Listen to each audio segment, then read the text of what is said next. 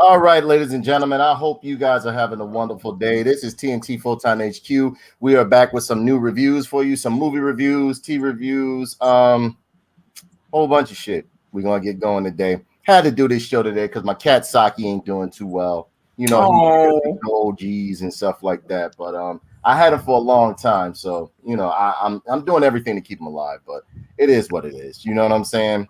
So, ladies and gentlemen, we are here to bring you some good reviews, some honest reviews, and we hope you guys enjoy. I am here with my wonderful host, Ms.Mika, and aka Ms.Mika, the beautiful and illustrious and sultry Ms.Mika. And then we have the evil and conniving and mop assassin Dick Richards, attorney at law special. He said Dick Richards. Attorney at law. Remember the first time I saw you put that shit up, I bust out laughing. Wasn't it on Xbox? Yes, it was. I sent you a message and I just couldn't stop laughing. I could not stop laughing, man, because I already knew where it was coming from and where it was targeted to. You know what I'm saying?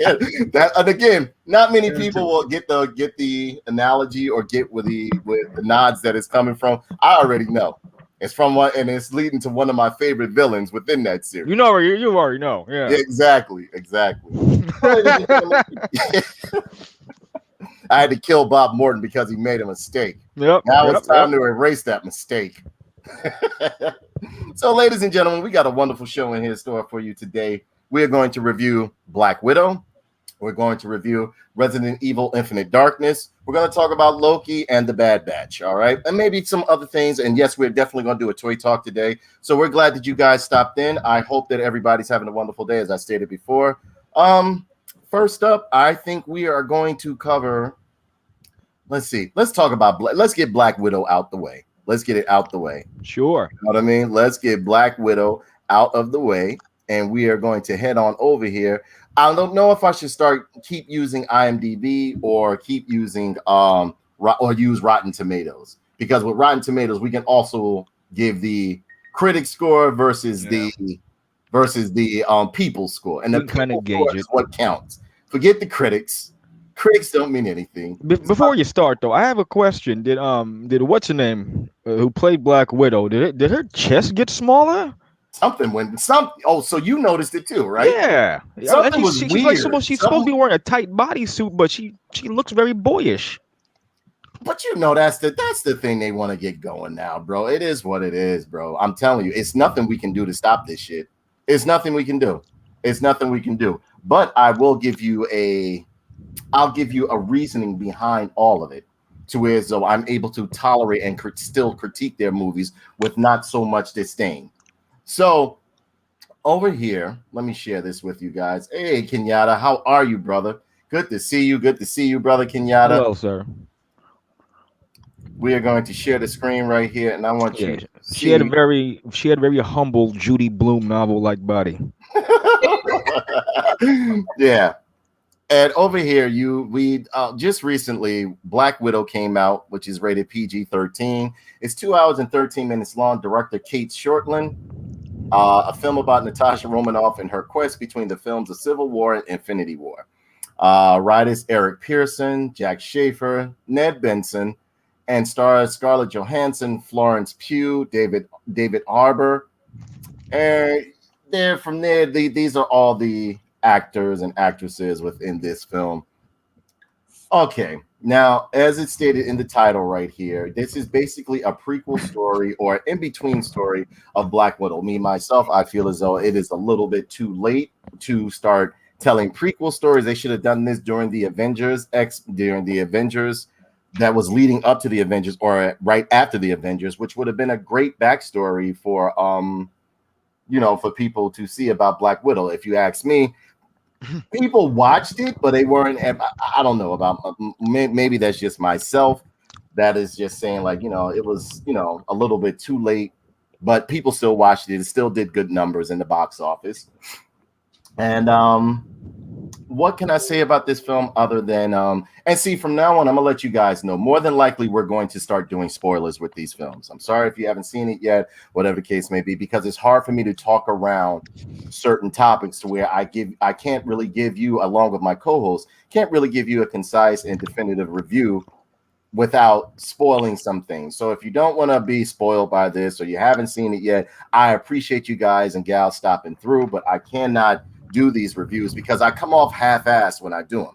Without giving spoilers and stuff. I don't like to give spoilers. That's why sometimes I wait a few days after the film is released, because I'm one of those individuals that when the second the film is released or the minute it's released, I'm going to the movies to see it, or I'm watching it, on Disney or Disney Plus or whatever the case may be.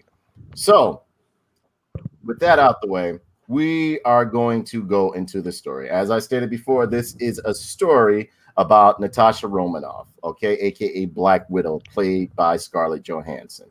I had my thoughts going into this film that, like, all right, this is going to be some old, like, woke mess, this is that and the other. I didn't like a lot of things that Scarlett Johansson was saying, because I've always been a fan of her and her work. There was rumor out there that she was saying, like, oh, the first Avengers film and all that other stuff objectified me and sexualized me. But again, Scarlett Johansson, you were in a film called The Skin Under the Skin, and you were just literally walking around butt naked, showing your nice big hips and your busty chest and everything. And yeah, in this film, it does seem like they really, I mean, Kenny and I were talking, right, before we started this film, and he says, does it seem like they pretty much reduced her bust or something like that? And I would say so. They literally made it look like she had no chest or no breasts. And of course, that's the thing that's going now. Women can't look like women. Women have to have everything covered up or straps over it or whatever the case may be. And you notice too, man, it wasn't just her. It was all the females, and they're all supposed to be wearing cat suits and little skin tight outfits. Right. They all had very humble young tits. Right. Without without finding a better expression, very humble chest. Yeah. And you notice that they're starting to make, like, the women look very plain. They can't look beautiful. Yeah. They're stripping them down to where, like, they look like they just woke up all the time and stuff like that. Because they look like they're about to make a corner store run, man. Exactly. Like, they got the stringy hair, nothing's done. She's a former, like, in this movie, she is how can I say, a shadow of her former self, and how beautiful she was. And yes, I love for women to look beautiful. Who doesn't? You understand what I'm saying? It's sad when her right here, who was played by Rachel Weisz. Yeah, she was who played as Melina, was pretty much the most beautiful woman within the film. Yeah, she was. And then you had Black Widow's sister with a big potato face. Yeah, you know why I watched it too? Because she had a big potato face. Yeah, she was in this film I saw called Midsummer something, and it was a horror film. It was like a creepy horror film. And that was the one where they dressed that man up at the end as a teddy bear and burnt them to death. That's a good film right there. It was one of those cult-like films, pretty much like The Wicker Man. But what can I say? This film is actually, how can I say, for a summertime film, it is what it is. What helps me deal with the aspect of, because me being a Marvel 616 or Marvel Comics purist, I used to find a lot of issues with these films. I still do, but not as much, because once I got it into my head that this is the MCU and not the Marvel Comics or whatever the case, Marvel 616 or Marvel Comics depiction of these characters, it's easier for me to deal with it. It's easier for me to watch them. Do I enjoy all of these films? No. I would say there are a few films that I feel as though were great nods and give great respect to the original Marvel Comics content, such as The Incredible Hulk with Ed Norton, Blade 1, what is that? Punisher Warzone. Yeah, Punisher Warzone, the original Captain America film, the original Iron Man film. Those were good. That was when Marvel was pretty much trying to appease not only the comic followers, but newcomers as well. Now, these new writers, these new directors, producers, and screenplay writers are literally making sure they push their agenda and their narrative within their films. Do I mind? Not at all, because I'm expecting it. But when I finally put it in my head that this is the Marvel Cinematic Universe and not the Marvel Comics universe, is easier for me to deal with. Therefore, I was able to critique this film in a proper manner without having my own emotional opinions towards how they're depicting some of these classic and iconic characters. Okay, so within doing this, you pretty much start off where they're in the where Scarlett Johansson is a child. Of course, they're not showing you it's not Scarlett Johansson, nor did Yo, did you like how she had the rainbow colored? Of course, Like, oh, good God. of course, Like they're of starting course. with that. You see her with the rainbow colored hair and all that other stuff, which is supposed to harken to, you know, today's societal norm. Yeah, she's a strong woman. Right. Her and her sister, sure. quote unquote sister. Strong women's. Yeah, you know, of course, you know, and believe it or not, what's her name? Yelena Belova is a character within the Marvel universe, but she was the debut, like I would say like 15, maybe 10, 15 years ago, something like that. And you see David Arbor, he is the father. They all and Melina, played by Rachel Weisz, is the mother. They all living happily. Then he comes home and is like, look, we gotta get the fuck out of here, so on and so forth. So then starts the journey. They go off. He came home like he lost a job with the power plant, the way he looked. Right. You saw him display some of his super soldier strength, as he did within the as he did, because Red Guardian is essentially Captain America knockoff, or the counterpart, the Russian counterpart of Captain America. You see him flip up a dumpster and all that stuff, and you know, you got the shootout scene, the chase scene, everything like that. They run and they this, that, and the other. They make it to what's his name, to their boss or whatever the case may be, which is what's his name, Darkhawk, Harvey Weinstein. Drake, yeah. Ray Weinstein is Drake. They made that man look like Harvey Weinstein on purpose. I know they did. Good God. They did make him look like Harvey Weinstein. That's why I didn't honestly, at first I had to really look at him. I was like, nah, that's not right. That was like, yeah, that's him. You know what I'm saying? So, you know, you come to find out Ray Dracoff is behind everything. He is up there making these female soldiers out of Scarlett Johansson and you know, Natasha Romanoff and Yelena Belova and stuff like that. So you see them go through their training and all this other stuff, the conditioning, the mind probing, so on and so forth. And then they bring you to pretty much, like, I would say somewhat present day, pre Captain America Civil War. Well, no, I would say like pre-Avengers, etc. And no, yeah, they did do pre-Avengers, because you saw Scarlett Johansson and her sister training and all this other crazy stuff, so on and so forth. Fast forward to like after the Avengers, when like Scarlett Johansson's on the run, and you know, she's been labeled a bad guy, somewhat, kind of. They've all broken up. You know, she has like these special operatives that are supplying her with information, and it just becomes a thing where her and her sister, which is Yelena Belova, is pretty much working under Dracoff. Dracoff sends them on a mission. One of the girls that had one of the Black Widows, as I would say, because Draco makes these Black Widows from captured girls and kidnapped girls and all that stuff, or girls that were discarded in these war-torn countries or whatever the case may be, and he makes them into Black Widows. All right. So Yelena and a couple of these other girls were running around like doing missions, sniping people, killing people, and evidently they bring you to somewhat of a present day. Wasn't it like 2006 or something like that, or somewhere around that time, Kenny? Something. Yeah. And they pretty much tell her like, all right, look, you got to get rid of this other Black Widow, because she has something. She has the payload that is very dangerous. Yeah. So the other Black Widows are up there trying to kill her, sniper, and all that other stuff. She runs into Yelena Belova. Belova, you know, pretty much beats her up. They fight and all that other stuff. She gets stabbed, and before this woman dies, this other widow dies. She cracks this vial in her face, and it's like feminism, the glitter bomb, pretty much. Yeah, she exposes her feminism. Right. Hey yourself, girl. Yeah. She pretty much becomes like this self-aware individual. Her right here. I did this visually or vocally. I did a ugh when that happened. Oh, look, we forgot to give homage. Look, yay! Hey, here he is again. Hey. Special guest all the time. Yep, we love you. Thanks for showing up. And so from there, all hell breaks loose. Then they fast forward to what's his name? Red Guardian here. He's in prison. He's fat. He's up there arm wrestling. Of course, he still has the super soldier serum in him and stuff like that. And Scarlett Johansson Black Widow and Black Widow 2, we'll call Yelena Black Widow 2, go and break out Red Guardian because they need his help to pretty much like not only get these vials to different widows to liberate them from the evil Dracoff and stuff like that, but Toxic also masculinity, yeah, of course. And within this film, of course, David Arbor is pretty much the comic relief of the whole film. He's strong but stupid, insecure, can't He's a do stupid this, can't man. do that. You know how it goes.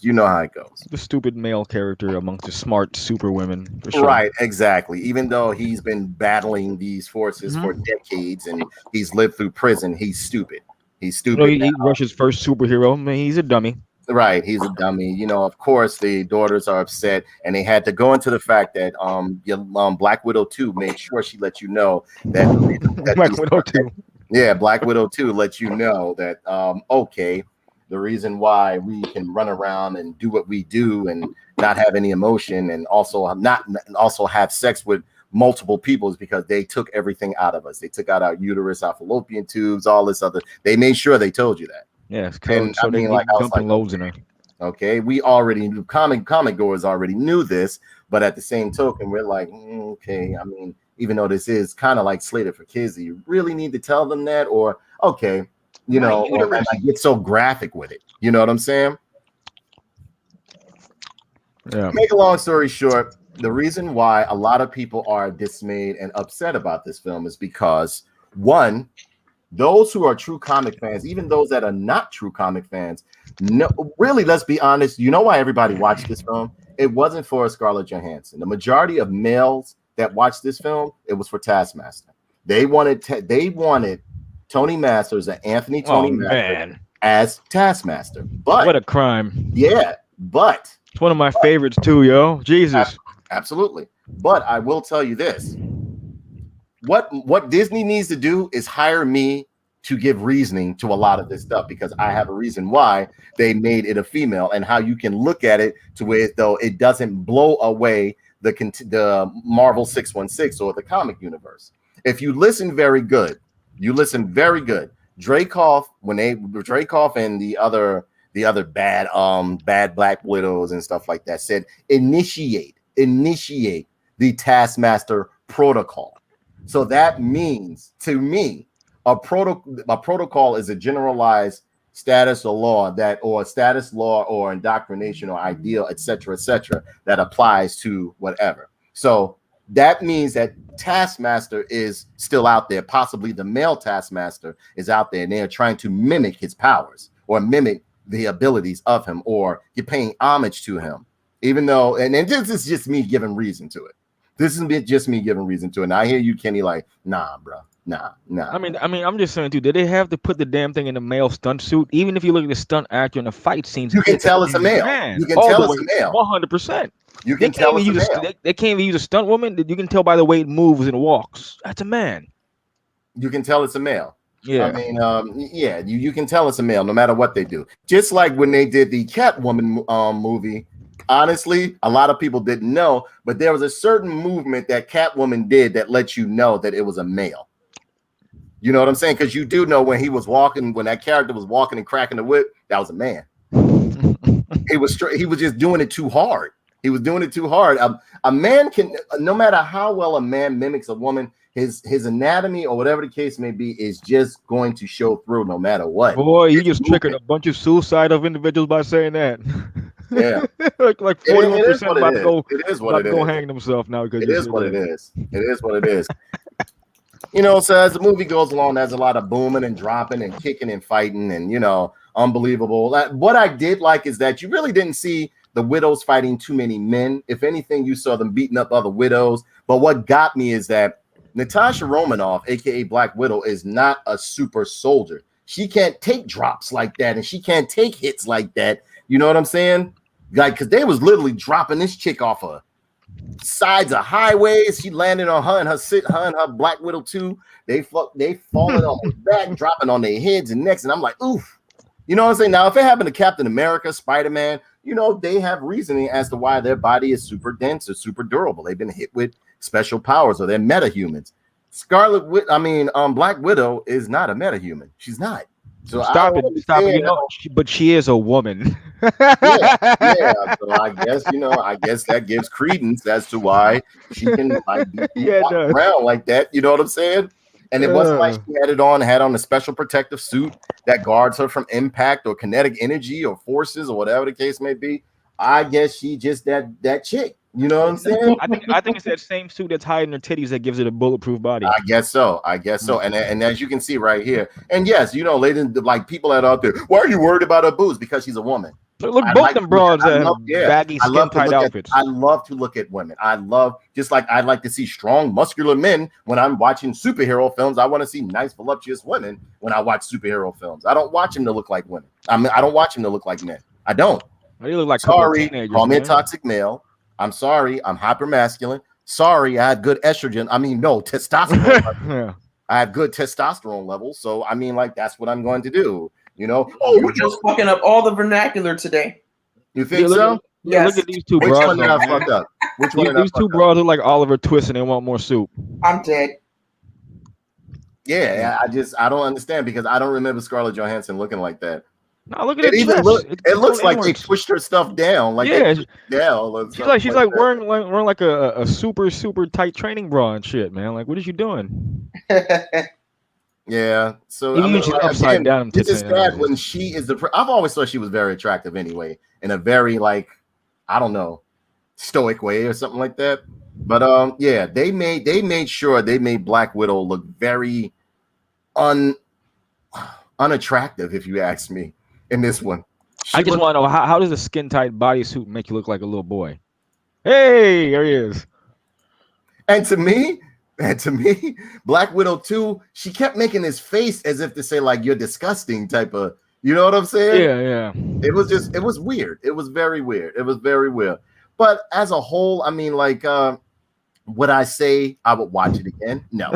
But it wasn't that bad as I thought it would be, because once I get through my mind that these are not going to pay homage to the Marvel comics. All they basically do is take the names of these characters and then hit them with their own agenda, like whatever the writer is doing. Like they'll hit them with their own agenda or whatever the case may be, or a social or a sexual or whatever politics, and push it into these characters. All they're using is the name. So the MCU to me is completely different from the comics. All you're basically doing is getting a derivative, a small diluted derivative of what the original comics were. All right. But of course, as the movie goes on, they end up beating up all the bad guys. Red Guardian fights female Taskmaster, and of course, what happens? He gets beat up. Even though he is superior to Taskmaster and every female Taskmaster in every aspect, he gets beat up. You know what I'm saying? He puts on the suit. You got to make sure the man or the Red Guardian character is fat and out of shape and clumsy and stupid. And nasty and dirty. You gotta do all of this, and they made sure they hit all checkpoints in this. A point to bring up is I can't think of one competent male character in the movie. All the men are stupid. The guy that's Black Widow 1's friend who supplies all the fucking the plane at the end and the house. He's a fucking idiot simp. He's just dumb too. They're all fucking potatoes, all of them, each one. Right. No strong men. They're all weak, incompetent idiots. But even within this woke message that they threw, all this is a woke fest, but not as bad as I thought it would be. But and of course, when Scarlet, when Black Widow goes to destroy the big boss at the end and stuff like that, she makes sure she has to give him this big speech and stuff like that, and he has to, she has to man shame him first, and then she can kill him or then get rid of him and stuff like that. As a whole, I feel as though this film could have been. It was like the Harvey Weinstein with it. One issue with him was because he supposedly smelled bad. That was one of the issues. And if you look at what they did with this movie, his pheromones were controlling him. So as long as she can't smell him, she can whoop his ass. Right. So you saw how she did that, which was totally a broken nose. You can still smell. How do I know? I've had my nose broken. Of course. You know what I'm saying? She broke her nose so that she can smell the stink of a man any longer. You understand what I'm saying? She couldn't smell the stink of a man any longer, so she broke her nose. which is just like preposterous because you still can smell when your nose is broke. Trust me. You may have that hint of blood in it, but you can still smell if your nose is broke. And of course, she made a comment of like you couldn't do it, so I have to do it myself. And then she slams her head into a table because the man wasn't strong enough to do it himself. Of course. It was what I expected, but wasn't as bad as what I expected. I'm gonna be real honest. Kenny, your thoughts? I watched it, pretty cynical. If anything, the fight scenes were all right. I'll give it the choreography was all right. But a lot of that shit was just blatant and in my face. Like, oh, here comes the magic serum that's like red period blood that's setting all the girls' minds is free. So all the girls get a sniff of fucking toot blood. They're getting mentally free and fighting the patriarchy and defeating the evil bad men, and the men are controlling all the women across the globe. That's what made me laugh. Is that when they went to the bad guy's lair and he showed a computer and he's like, yeah, these are all the girls that I made from nothing and I took them from the streets and blah blah. He shows like all the girls around the world and apparently they're under his control and all they need is to get a sniff of that toot blood to make them all free. Like, oh my god, this writing is beyond bad. I mean, and think about this. They could have colored that shit anything else. They could have made it purple, green, blue, magenta, but you had to make it period blood red. And throughout the whole scene, you had this red kind of lighting flashing everywhere to keynote like feminism is running wild and freeing all the broads from the patriarchy. And all the broads get free in their mind after they laying a beat down the fucking Black Widow. They're whooping her ass left and right. And then Black Widow too with her big potato moon face throws one of them period bomb grenades in the air, and then the red glitter gets in, and all the girls get a sniff of that toot blood, and it's all of a sudden it's like, girls, sisters, we're free. No more evil patriarchy, and it's all rainbows and glitters and no more evils and whispers. You know what I'm saying? So it says they defeat the evil man, they free themselves at the end. Even the evil taskmaster, who was a girl dressed like an evil man, right? Even her, she gets to sniff of that period blood too, and she becomes part of the Yaya sisterhood of the traveling pants and all that. All the girls hold hands at the end. It's the girl power movie of the year. Man, this movie. Yeah. I give this movie. I wish I had 4 hands so I can give it 4 thumbs down. This movie sucks. Oh man, never again. Mika, definitely. I'm gonna make it to where you can watch it. I'll purchase it on Disney Plus for you so you can watch it. Okay. I think I forgot your username and password, so you have to send it to me again. Oh yeah. I like to know. I like how Danae will change everyone's profile pictures every so often. That is not me. That's Martin Euthys. That's Martin Euthys. That's how Norwegian. He goes in there and just changes the pictures. And you know everybody. Yeah, even my mother's he changed. He changed my mother's. I've seen mine go from several different characters. That is not me. That is Martin Euthys, the evil Norwegian. All right, I was wondering. Now we're all Star Wars guys. No, that is not me. That is Martin Euthys. As a matter of fact, I was going to put up a video showing of what he did to all of our profile pictures. So I remember one time he gave us like this evil theme and shit like that. He changed Jeff into I don't know. He mainly goes after Jeff's profile first. You understand what I'm saying?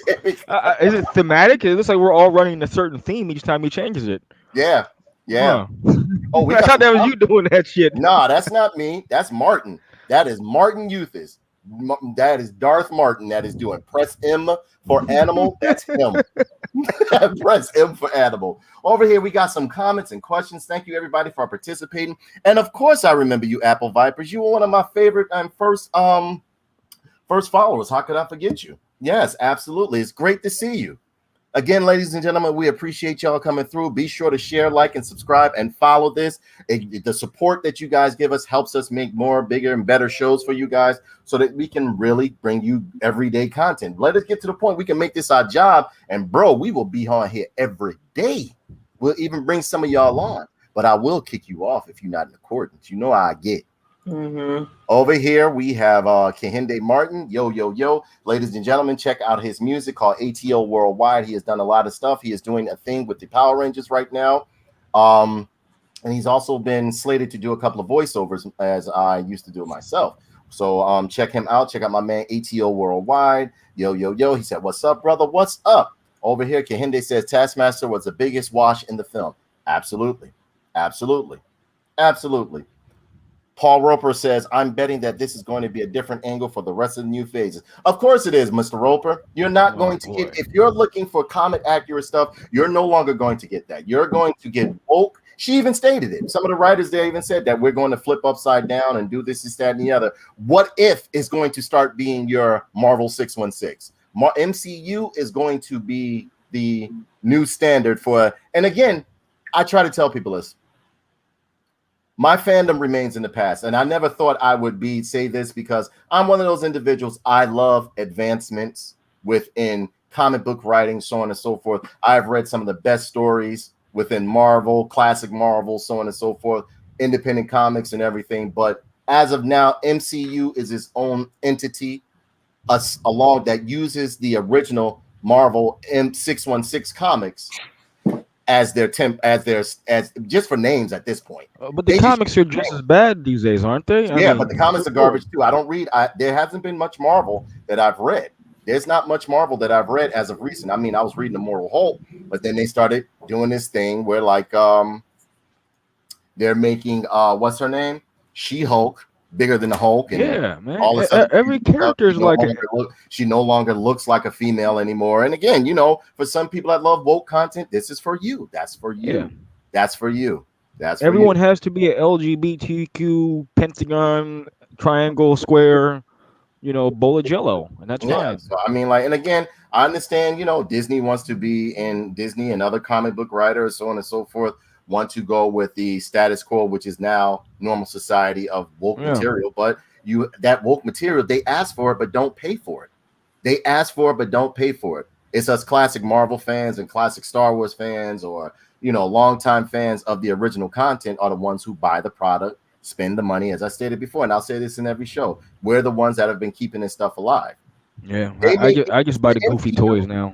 The MCU is for the people that don't read. It's for the people that are new to this. That, like, back when I was being called a nerd and geek and stuff, even though nobody would ever say it to my face, but, you know, back when I was being called a nerd, a geek, and all this other stuff, this was the stuff I was reading. Y'all new to this. Y'all are new to this. So, I mean, like, you know, this MCU stuff, that's for you. That's for you. That's y'all. Y'all get like the watered down stuff, the pandered stuff, and stuff like that, so that you can honestly say, like, oh, I know about, you know about the MCU Captain America or the MCU Taskmaster, but that's not the original content. So yeah, you can stay over there, enjoy your little popcorn movies that literally go everywhere but nowhere and stuff like that. And I'll stick here where I'm at with the original content, or the original, you know, the original legitimized characters that were built up from years and years and years of great writing, great storytelling, so on and so forth. So yeah, I mean, like, that's what the MCU is to me. It's just, to me, I actually look at it, I compare it to Eastman and Laird's Teenage Mutant Ninja Turtles to 80s cartoon. That's a good comparison. 80s cartoon Ninja Turtles is the MCU. That's the goofy shit. That's silly accurate. Right? You know what I'm saying? Eastman and Laird's Teenage Mutant Ninja Turtles is for the adults. It's for the adults. It's not for the kids. It's for the readers and stuff. So I mean, like, yeah, MCU is y'all's. Y'all can say, like, oh, and this is, okay, that's for MCU. But if you really want to pull out the scrolls and try to question me as to where this character comes from, I'll school you. I'll school you because I read. This MCU is for you guys that don't read. It's for you guys that are looking for diversity and inclusion. Man, the MCU Spider-Man has a weird relationship with Iron Man. That's just, I'm good off that. There's a little too much. I don't care about the whole universe. Yeah, and I have no interest in watching this new phase. What phase are we in, Mika? Phase 4, right? Phase 4, yes. Yeah, I have no interest in watching phase 4 or 5 and all this. Oh, I thought I'd call it phase horror. Yes. Oh man. What? It's all the broads. They're making moves. It's girl power. Phase horror. Girl power. I'm with y'all. I'm with y'all, ladies. Yeah. Over here, we period blood free and everybody. Yeesh. I can smell it, sister. That's what they did in the movie. I smell it. Right. Oh, you shit, that was bad. Man, over here we got my buddy. Toys come with vials of period blood. I hope they do, so I can recreate the scene where feminism is represented by period blood and violence. Disgusting. That is disgusting. That's what it was in the movie. That's what it was. To tell me that wasn't period blood that was freeing all the girls' minds. I don't know what the That's what it was. Look, watch it again. And then when she throws the big period blood grenade in the air, they all sniff it. Oh, I'm free, sister. Come on, sister. And they do the womanhood. What happened? I don't know what happened. What happened to him? Where'd he go?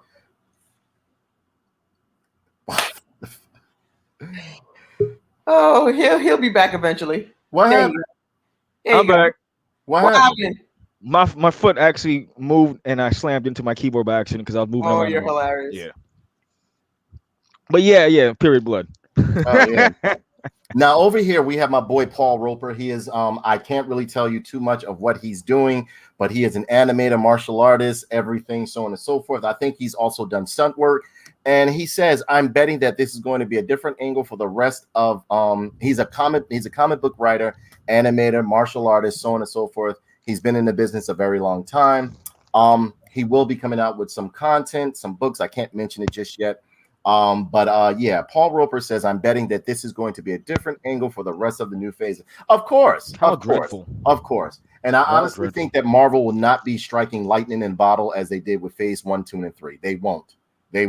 Oh, man. I don't think that it will be going to the point where as though like people are really excited to see these films. Marvel fans, both MCU and Marvel comic fans, as myself, will be happy to see these films. No, because I have me along with a few others, many others, not a few, many others are not excited for this new MCU that's coming out. And again, it's not because of the characters, it's because of the writing. Well, I'm a misogynist. I'm sick of broads. I'm sick of broads and their opinions. So that's personally why I don't care. You're sick of broads? I'm sick of broads' opinions and having to listen to them in public. So yes. Well, I'm not sick of broads. I absolutely love. I love broads. I just don't like their opinions. You don't like their opinions? It'd be nicer if they're cool to look at. I love the aesthetic. I like to touch them. I just don't like to listen to them talk. Man. Be quiet. Go back to being rescued. I actually like listening to him. I like listening to him. Do you? Yeah. Oh, hey, different strokes for different folks. I learn something every day when I listen to him. Or I read. I'll tell you what. I'll read what they text me and stuff. I'll be like, what? I'll tell you what, man. Today, this morning, I had a pleasant surprise on the railing where I leave food for my crows. They left me a shiny, small black nail, and that made me feel more fulfilled than any fucking broad, because broads are stupid. At least birds give it loyalty. Man, I was like, oh, my birds gave me a nail more than any other broad has. That's what's up. That's what's up. Yeah. Over here we have Gordon Lara. He says, I'm on a flight from DR to Newark, and I love listening to you. Thank you for listening to the show. Thank you so much. Definitely share it with other people.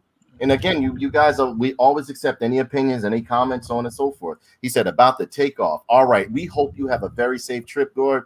Be sure to follow us when let me know when you touch down, Gord. All right. And Sarah Thomas says, longtime supporter and friend and fan of the channel, says, let's just say it shouldn't have been a feature film. Should have been released on Disney Plus or as a show. I agree. I totally agree. It should have just been one long Summer's Eve commercial. That made me feel like a woman. I feel so free. What's that song? Man, I feel like a woman. That's what made me want to sing at the end. I felt so free. I felt like shedding my manhood and just flying amongst the pink clouds, whatever the fuck y'all girls like to do. I don't even know what girls like to do. Well, whatever girls like to do. I felt like doing it after the movie, and then after that, I feel like I identify as a can of Great Waterloo now. So thanks for that. I'm painting my nails. Girls paint their nails. You want to paint your nails? Oh yeah, sure. I have some. I'm not sure if it's nail polish, but it came with some furniture I had bought. It's like it comes like a little black nail. I'll do that shit. It's black.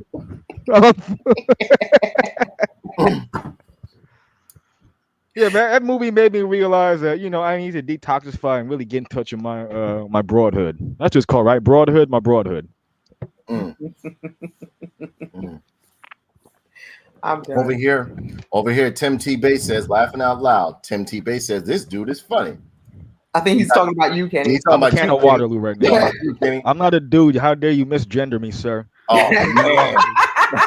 Oh man. 2021. Get with the girl power picture. I can say that. Tim T. Bay says Iron Man is coming off as a man boy supporter. Oh, is he? Wow.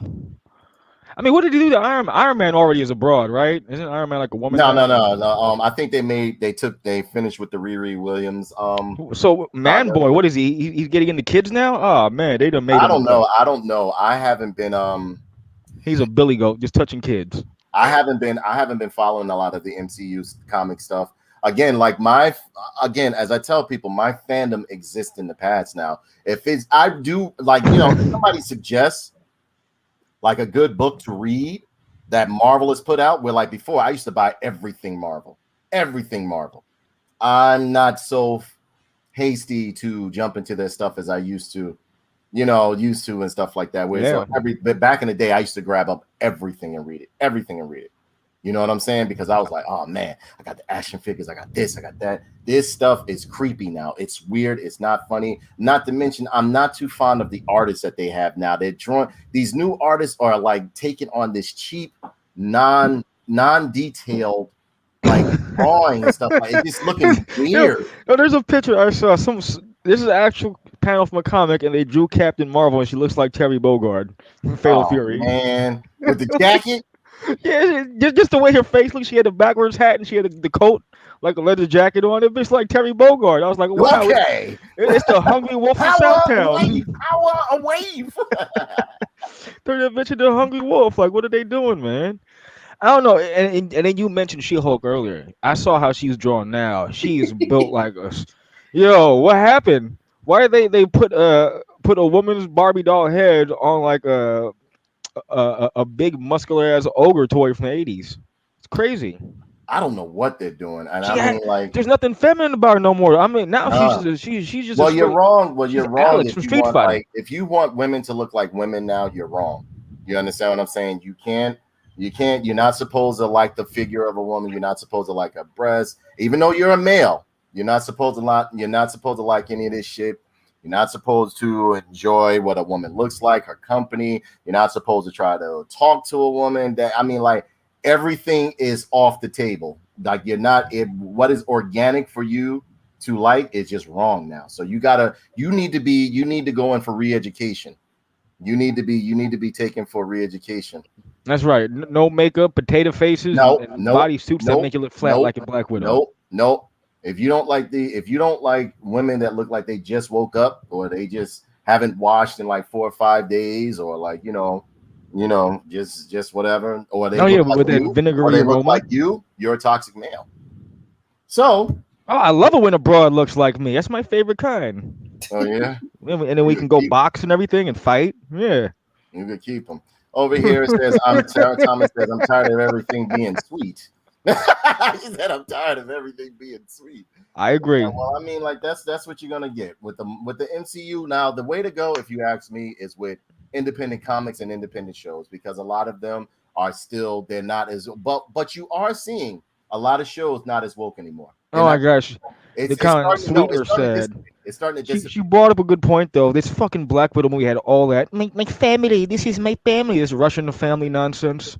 Like, oh, I'm not family. And at the end, she's like, "Where's my mama? My papa?" Shut the fuck up with your the blonde one with the fat face and the fake accent. It was just, yo. Yeah, she didn't carry that accent well at all. No, she did, man. She you can tell, like, because it went from. There are certain parts when, like, you can tell. She sounded American as hell sometimes too. Right. She went from speaking. She went from speaking as like a regular Caucasian female, and then she would catch herself. And over here at Rotten Tomatoes, it tells us. Let me see what Rotten Tomatoes gave us. And again, I don't go on the critics. So Katy Perry ass girl power movie. Yeah. Rotten Tomatoes gave it an 81%. Audience score was 92%.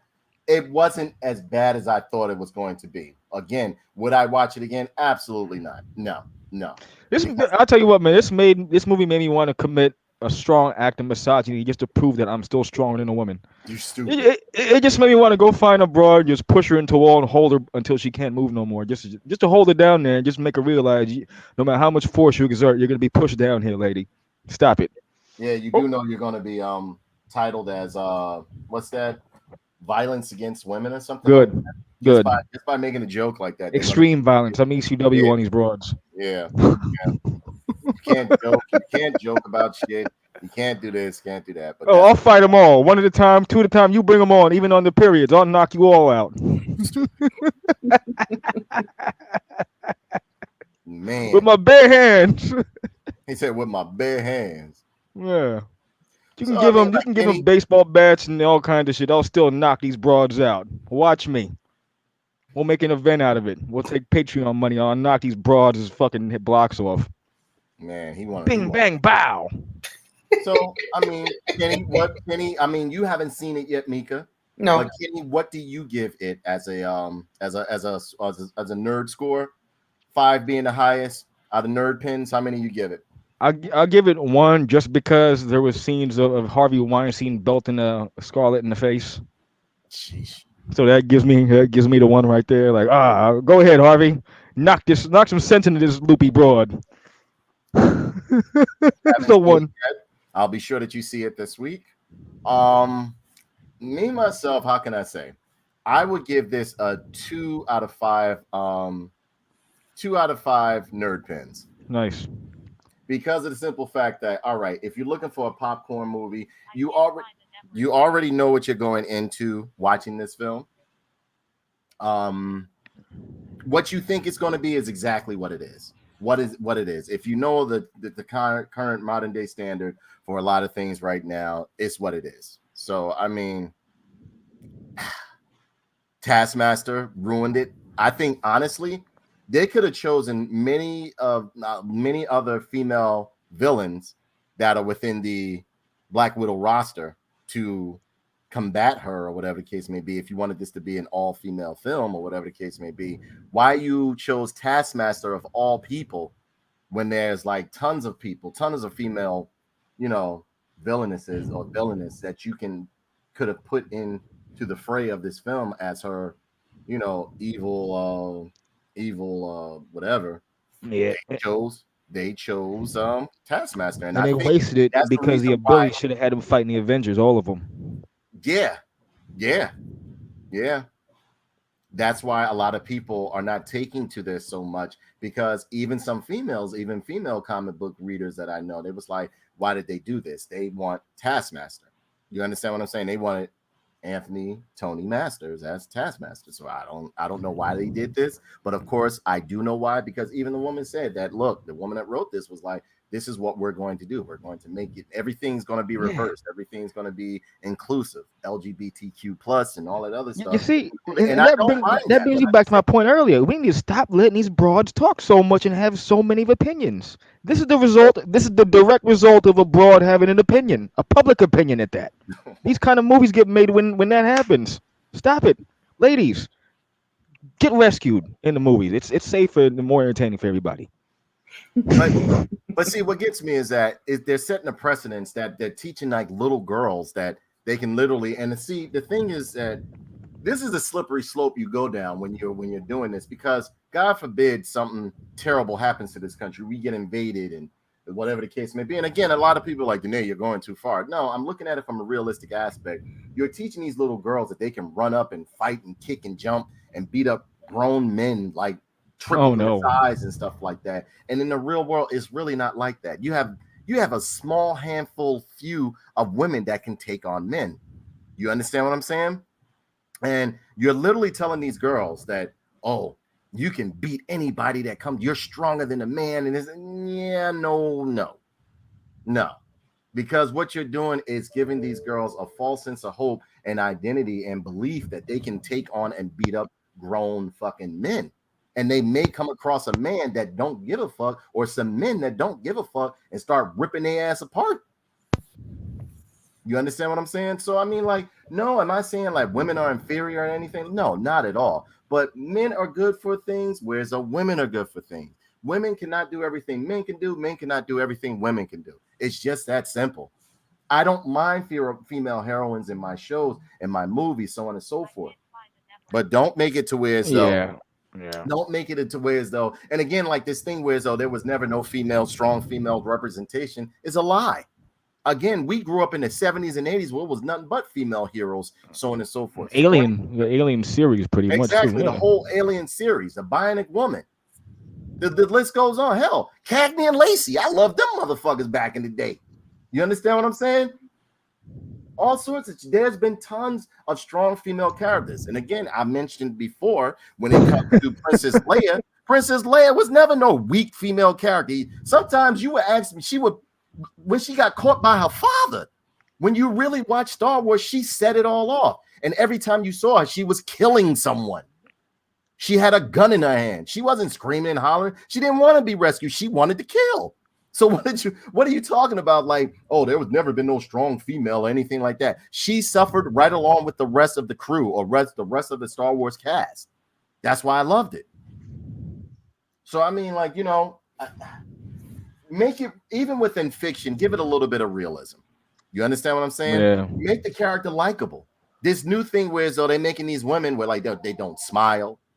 They don't have they have these little virtue signaling quotes and comments. They're making them assholes. They're making these broads assholes. Absolutely. Rude assholes in the fucking comics. Absolutely. I'm not really a fan of being interested in some broad who's in the whole movie just frowning at the camera. Like, really, lady? Put a smile on your face. It'll do you and everyone else a favor. It's just unbelievable. I don't understand why they're doing it. I don't understand why they keep doing it. And but again, it's to push the narrative and agenda. So I mean, like, moving right along, Mika read the Masters of the Universe comic. All right. Being a fan of Masters of the Universe, as Mika has told me she is, watched the Filmation series. I don't think she was did you ever watch the 2002, 2003 series? If you get a chance, watch that. But being that this is supposed to be a sequel to the Filmation series, because now Kevin Smith and his crew are changing it up, saying like, oh no, we didn't say that. Yeah, you did. You said this is supposed to be a direct sequel to the Filmation series. Tell me what you think and how it and again, Mika and I have not spoken of how she felt about this. She may have enjoyed the comic. She may have found some things about it that we may not agree upon. Yes. But again, everybody has a different opinion on how they are viewing this new Master Universe sequel and what they think it is going to be. Mika, take it away. Tell me your thoughts on everything. I can tell already from reading the comic book that it's going to be all about Tila when the show comes out. The story is like kind of all over the place in the comic book. The drawing in the comic book was mediocre at best. Like you said, it's coloring book standard. That's what the comic book does look like to me, and you're right about that. It was cute for what it was, but at the same time, it's like, I really don't care too much for it. I was like, I'm really not caring too much for the show that's about to come on either. Because it's not going to be like the Filmation cartoon that I've seen when I was a little girl. What's the point? What did you think of the story? That's my whole opinion on it. What did you think of the story? What did you think of the story? Like I said, the story was all over the place. Like, okay, this is what I'm guessing is that. All right, somebody went ahead, tried to kill the king. He-Man has to go back in some fucking time or whatever to find out what to do with this monster and whatnot. I don't remember King Grayskull being black either. Was he always black in the comic book? I don't think he was black. Yeah, it's Booker T from his King Booker T run from the mid-2000s. So the question that went through my mind is like, okay, it's like this man has two sons, one white and one black, and like is the white boy albino or something like that? Like, how did that come to be? Is he light skinned? He's not even light skinned. He's just pure pasty white. This lets you know a white person wrote this. A white person wrote this because even when we have a light-skinned motherfucker that pop out in our family or whatever the case may be, they have some negroid features. This dude literally doesn't know how to write, or like literally thinks that black people that enjoy Master Universe are going to enjoy this. No. You got to give, like, when you popping up with a high yellow kid, a light skinned kid, or the kid wasn't even high yellow, or a waffle colored kid, you got the kid was straight white, pasty alabaster Midwesterner by the pool white, like straight up white. You got to answer that question first before you just throw a white kid in the mix of a black family. You maybe he was adopted or what? You just was like, I'll go with that, but white son. They never really went into how these two became brothers, like the white kid and the black kid, and they're supposed to be brothers. They never even went into that. I guess they're going to answer that in the other comics, because if you ask me, I think they're writing this comic.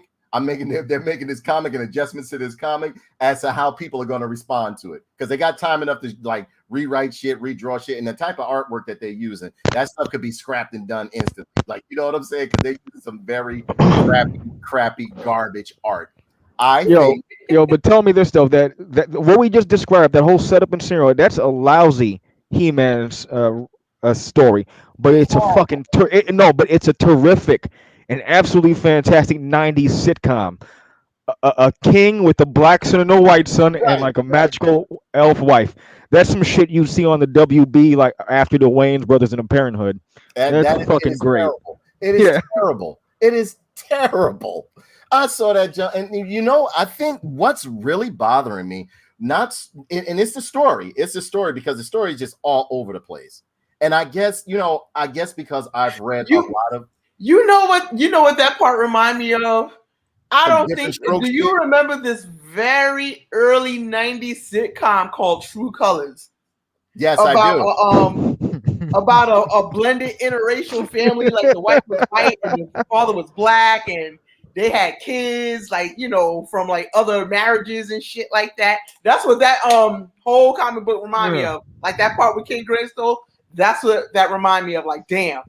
It's the fantasy version. Trying to do like a Bionic 6 thing. You know what? Like Bionic 6 was way better than that. Absolutely. And that was a syndicated cartoon. Anytime a syndicated cartoon beats out in storyline, beats full-fledged written book, there's a problem. There's a problem, because those syndicated cartoons usually run off of a cliche formula. Yeah. You know what I'm saying? Yeah. But they talk about, okay, He-Man, you go ahead and go through this loopy ass fucking mirror that the sorceress made and find out what the fuck is going on. Teela, you go around, you know, like Eternia and some shit and find out what the fuck is going on. I'm not looking forward to the whole comic and they gave Teela the whole comic book made me feel like everybody was just like this, like. Yeah, that's exactly how it was. Like, I feel like I was watching Scooby-Doo. It's like, it was just like, you go here and we go there. That artwork, they got to get a new artist. They got to get a new artist or get a new inker. No, it's the whole thing. That whole crew who penciled that. It was pink. Why the hell was He-Man in pink? Everything was like these colorform colors and stuff like that. Like like, you know what I'm saying? No shading, no detail to the face, and like they just made a big He-Man and gave him a few lines. Like, I think, and you know, it's been a long time since I've drawn anything. I think I could have drawn that better than that. You know what I'm saying? It just looked terrible. It looked terrible. And then the writing on top of it just made me like, oh, I was just, when that book, but you know what? Do you feel as though there were two different artists in there and they just didn't mention it? Because when you look at some pages, like who was that? At the very last page when Evelyn was working on Skeletor and stuff like that, it looked like kind of like a different artist. Did it to you, Kenny? Same with Scareglow. That one page with Scareglow on it. It didn't look like the other pages. Right. I agree. I totally agree. But yeah, I mean, this is just going to be a wreck. I honestly believe, and again, already a wreck. If it turns out different, I'm gonna apologize to Kevin Smith. I'm going to take all those videos down. You understand what I'm saying? And put up an apology video, whatever the case may be. But this is turning out to be horrible, man. But I will collect those toys, though. Those toys look great. I'm loving those toys. because they remind me of the 2000X line. You're gonna get Tila with the I'm bulletproof getting all vest that shit. haircut. I'm getting all that shit, bro.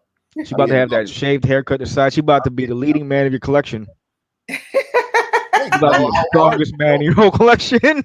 I'm getting all them toys, man. Them toys look great. Again, like I'm gonna have my own adventures with these toys. I'm not going to go by that storyline that Kevin Smith made. I do. So are you gonna keep the bulletproof vest on Tila? You gonna take it off? Equipped up, bro. I'm gonna keep her equipped up. Bro. You should put her with the dreadnoughts as Dykeman. She too big. Big in size and in muscular acumen. She is just too big. She can go arm wrestling with Road Pig. Road Pig. Man, but ladies and gentlemen, I don't know what to say about you didn't really miss that much. We reviewed Black Widow. You can go back later on and check it out. The best Summer's Eve commercial, but or if you want a link, we would love to have you on here, Joe Amato. Would you like to come on? If you want to come on, I could send you a link. This was the whole Black Widow movie. Yeah. That's perfect. Fantastic. Man, oh man. But yeah, I mean, like I still have hope for this Master Universe God series. Bless you, I man. don't God think bless.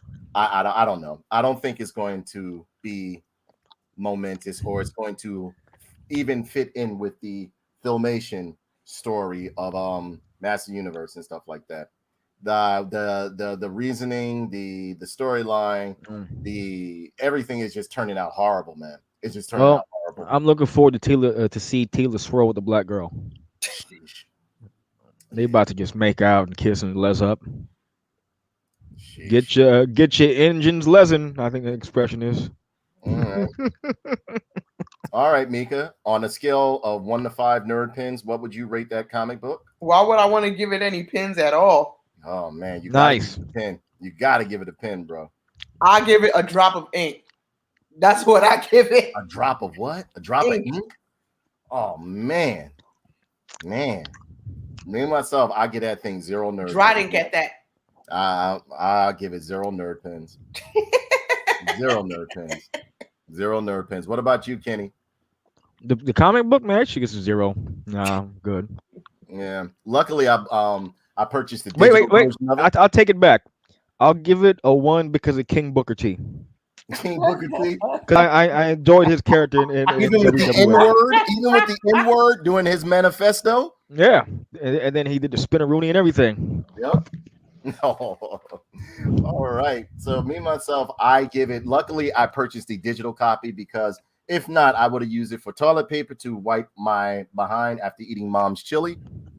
So yeah, I give it no. This is the one time I give any book I would give, and I've read some very woke stuff. I've read some Carol Danvers Captain Marvel books that I literally would have at least given it a 1, but this right here gets a 0. It gets no nerd pin. So ladies and gentlemen, you can waste your time or waste your money and purchase that. Me myself, I'm very disappointed. I was just a 0 though. That storyline and that artwork did it for me. It did it for me. At least if you're gonna have a crappy storyline, give me good artwork. Vice versa. Or if you're gonna have crappy artwork, give me a good storyline. This did both wrong. So yeah. Next up, ladies and gentlemen, I watched Netflix Resident Evil Infinite Darkness. It was created in 2021. It's TV mature, animation, action, and horror. Or the Japanese version of it is Biohazard Infinite Darkness. And it says federal agents Leon S. Kennedy teams up with TerraSave staff member Claire Redfield to investigate a zombie outbreak based on the popular video game series of the same name by Capcom.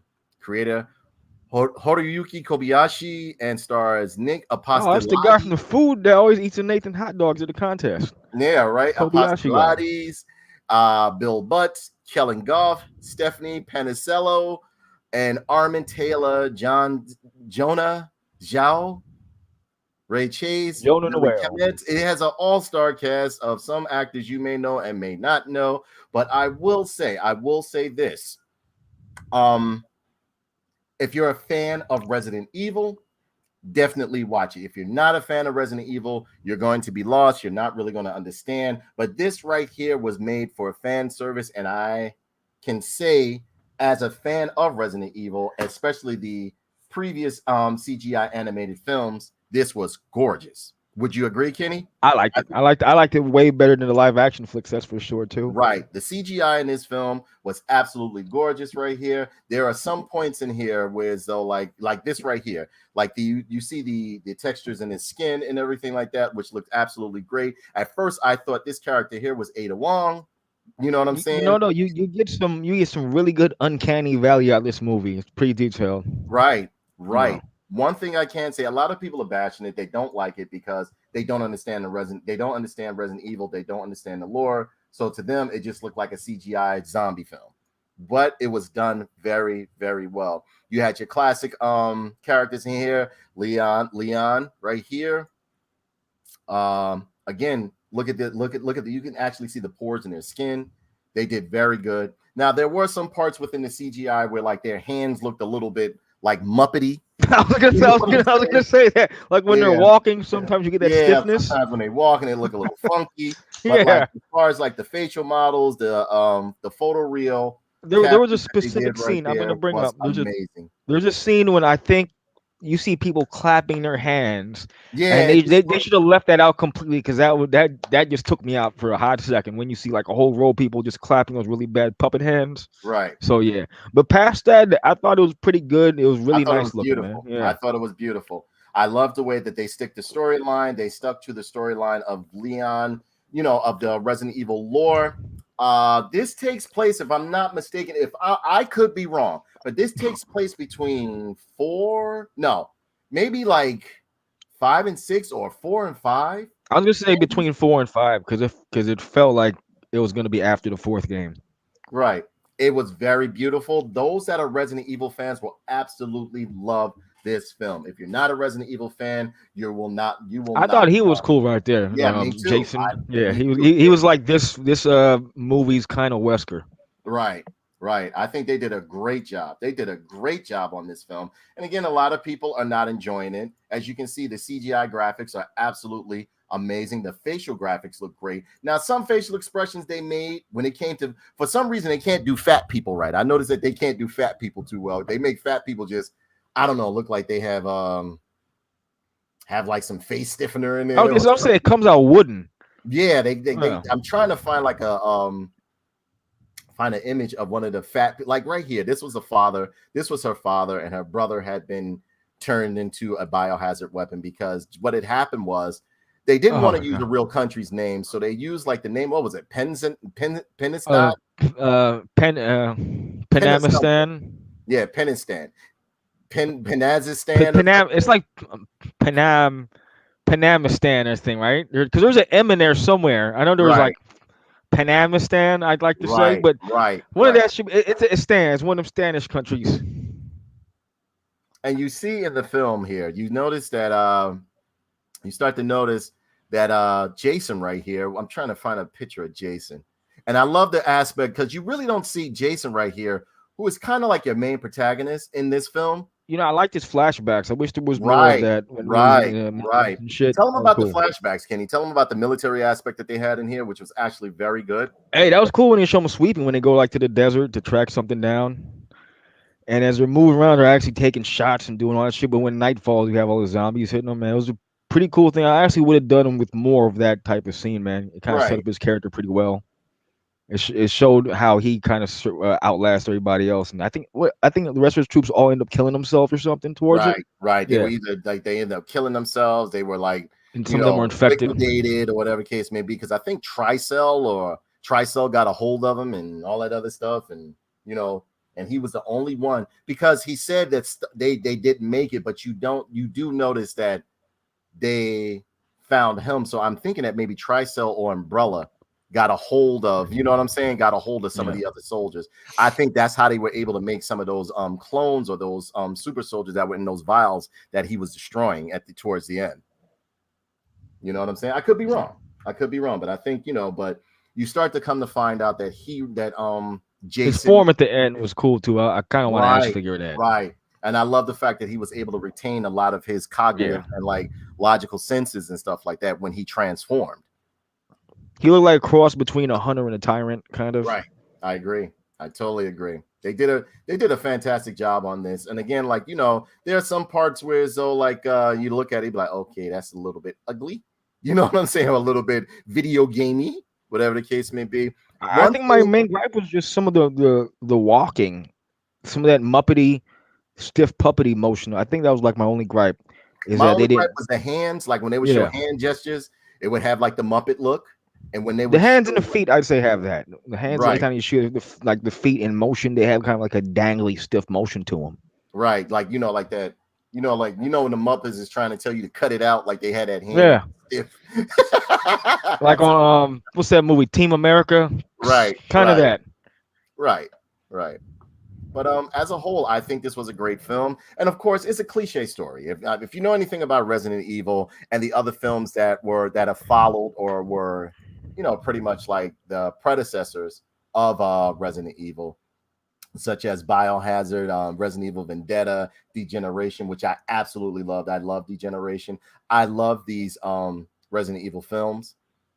These CGI films that to me they just keep getting better and better. Biohazard Damnation, Vendetta was another good one. And again, this one wasn't as over the top and high action as Degeneration was, but it was still good. You actually fans of Resident Evil will love this because not only did they stick to the lore, but they created a story in between 4 and 5, or what as you said 4 and 5, right? Mm-hmm. Or 5 and 6, whatever you want to call it.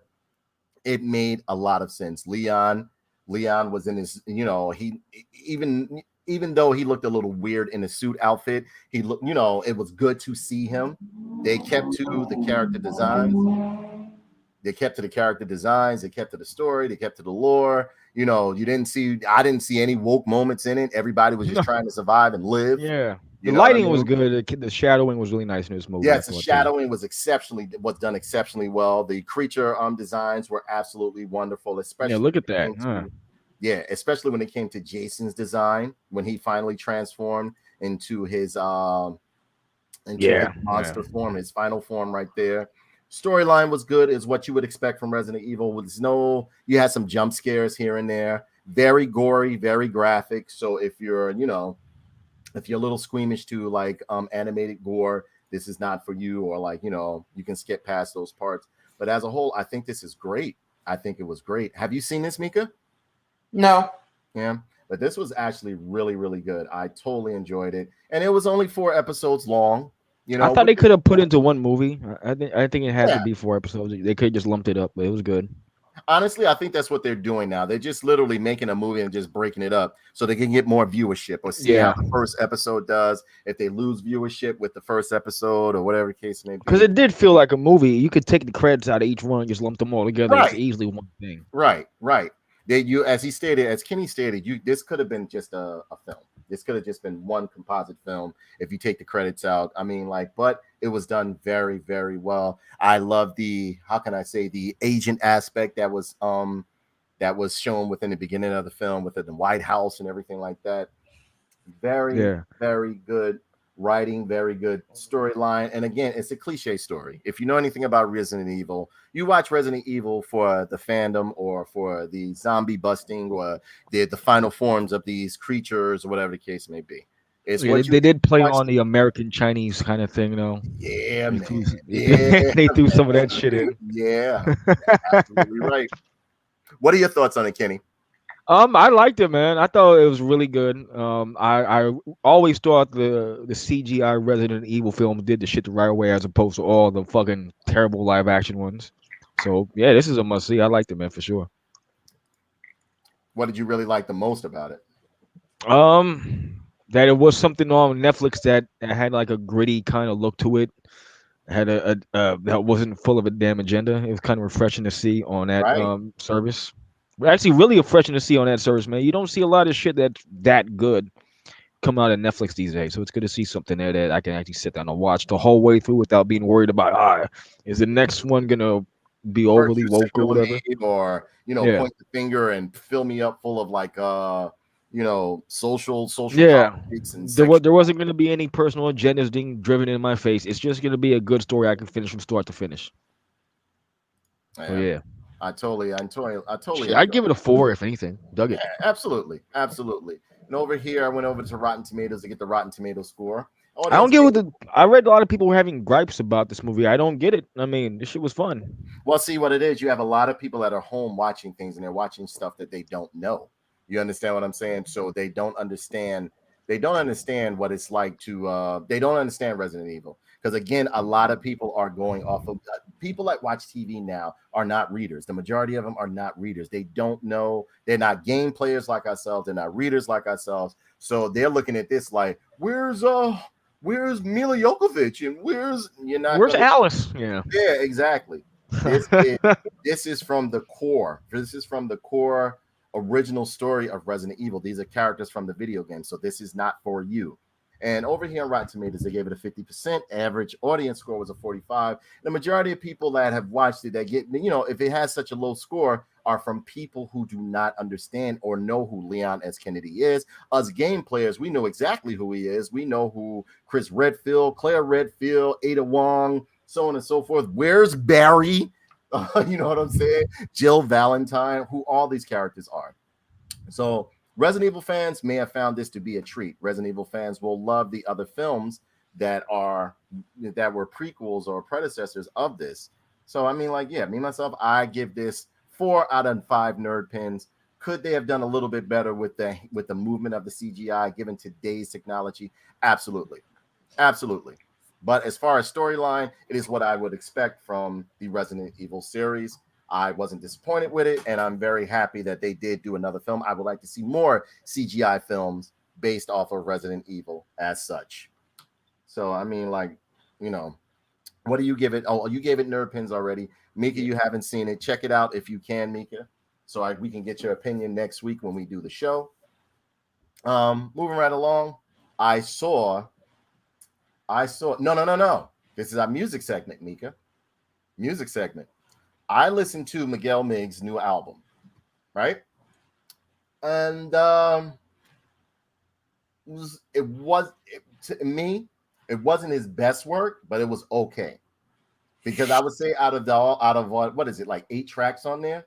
If I'm not mistaken, 3 really hit me, but the rest 3 really hit me too. Yeah, 3 hit me. Whereas though there have been times I've listened to Miguel Miggs mixes, and I was like, yo, hit after hit. You know what it is, though? It's like I'm really used to his earlier works. Exactly. When he was with Naked Music, I was really into that. Right. So, but I'm not knocking it. Like, I like the album for what it was. I like it. I always love Miguel Miggs' shit. I really do. But give us a little history on Miguel Miggs. Miguel Miggs is a dance producer and DJ from the I believe he's from the Bay Area. He started out with Jay Dennis and who else? David Boomshoff. Right. No, Dave Boomshoff, and they started Naked Music, and that was back in 1999. Right. And it has changed the whole way dance music was made, especially for the California and New York area, and that just became the sound of nightlife. But they're still around. This is a minute. Yeah, they're still around. And Miguel Miggs started his own I think in the early 2000s, he started his own label called Salted. That's what the new album is on. That's his own joint. And ever since then, he came out with a plethora of albums. So that's basically Miguel Miggs in a nutshell. And he does stuff with Lisa Shaw, which is my homegirl. Right. Basically the majority of the Naked Music roster, he still does stuff with. That's very good. Yeah. Y'all still ain't seen that T-Pain video? No, I haven't seen the T-Pain video. My goodness, please look at that now. Because he speaks on something that Kenny and I were speaking about, I think not too long ago. Is it on Facebook or YouTube? It's on both, but the best part is on Facebook. Check it out on my page and just Just show it. Just show Okay, it. You're not gonna get flagged for it because there's no music. Any new music you've heard recently, Kenny? No, man. I'm listening to music from the '90s still. Yeah. Yeah. All right. Well, I find this article, Mika, finish telling them about Lisa Shaw, I guess, because that was the main reason why I got into it, because I'm a big fan of Lisa Shaw's music. Yeah, Lisa Shaw is also making music artist and a longtime collaborator with Miguel Miggs. If you like, it's on my page. You should see it, and it's being highly shared. You'll find it. She's known for her kind of like deep, sultry voice. Kind of like Michelle Indigate-Cello in a sense. Totally beautiful soul. And yeah, I'm waiting for her to release an album as well. But I think like the one that she's on with Miguel, that's the one she's pushing right now. Okay. Who else is out? I know there's a lot of people that is out with music right now. Hopefully nobody sends nothing raunchy to my page. So, you know what I'm saying? Here we go. This is the funniest shit ever. Okay. Because please, I'm hitting that delete button ASAP. Like, no, no. Okay, so ladies and gentlemen, here is the video that Mika has been telling us about. And it goes like this.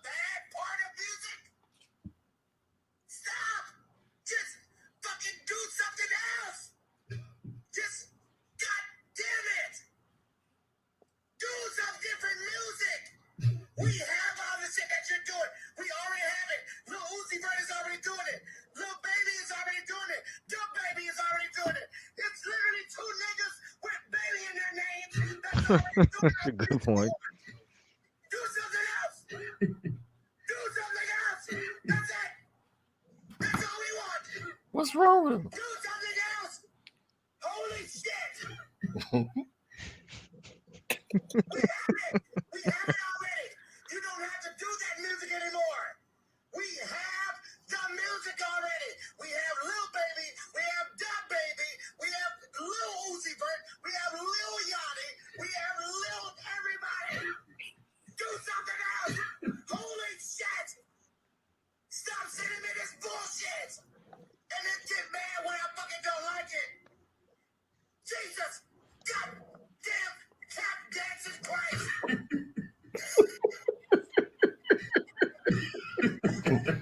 He did a Ren and Stimpy wrestling match shit.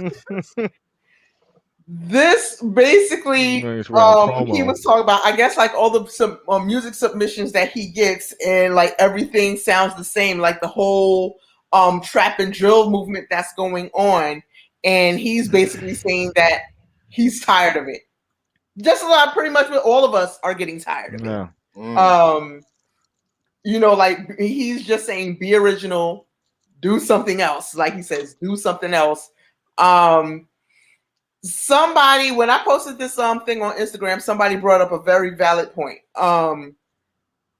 We can't basically blame most of the industry people on what they're doing. We got to blame, you know, the bloggers, the media people who keep pushing this. And then on top of that, when you have somebody that is doing something original, you have somebody else saying like, oh, that's not what's selling right now. So of course they're all going to jump on the trap and drill wave. Of course they're going to do all, because that's the cash cow right now with the music industry. It's trap. Yeah, like I miss the sounds of the 90s. Like luckily enough, you know, like there's people who are still like from the 90s and whatnot. They still doing the golden era of hip hop. They're still doing that same New York sound, or the sound that you have in the Bay Area, Kenny. There's some brand new Spice One out right now, so yeah, for sure. Yep. See, how many people know about that? You know what I'm saying? I also think too, you know, you said that Spice One has an album that's out right now, and nobody knew about it because nobody's doing publicity for this shit. Nobody. Yeah, like the era of pushing real music is just pretty much they literally have put real music in a hole, saying it's called independent, like or indie. And the funny thing is that it never used to be that way. Yeah. Never. You know, I remember, you know, shit like that was being played on Hot 97. Like all the DJs was spinning that shit. Like now, in order for me to hear something like that, I gotta wait until like 2 or 3 o'clock in the morning. What, Peter Rosenberg? I gotta wait until then just to hear something good. It's crazy. I'm done. I'm done with music as a whole, yo. Because you know, like especially like some of the older artists is trying to get on the trap wave right now. Like, no, that's not what you're known for. That's a damn shame when you hear that. Because they starving. They're not making money like they used to because they're not making music that they want to push out here. And it's sad. It's sad. I believe it or not, there is some very good music out here. You have to search now. You just have to search, but there is some very good music still being made out here, but it's being overshadowed for this garbage stuff that they're pushing out there. Exactly. So it's up to people like us to continue to push that good music. True. Plain and simple. You know, like this whole hip hop industry is being run by a corporate machine right now. So of course they're gonna crank out whatever cookie cutter bullshit that's out.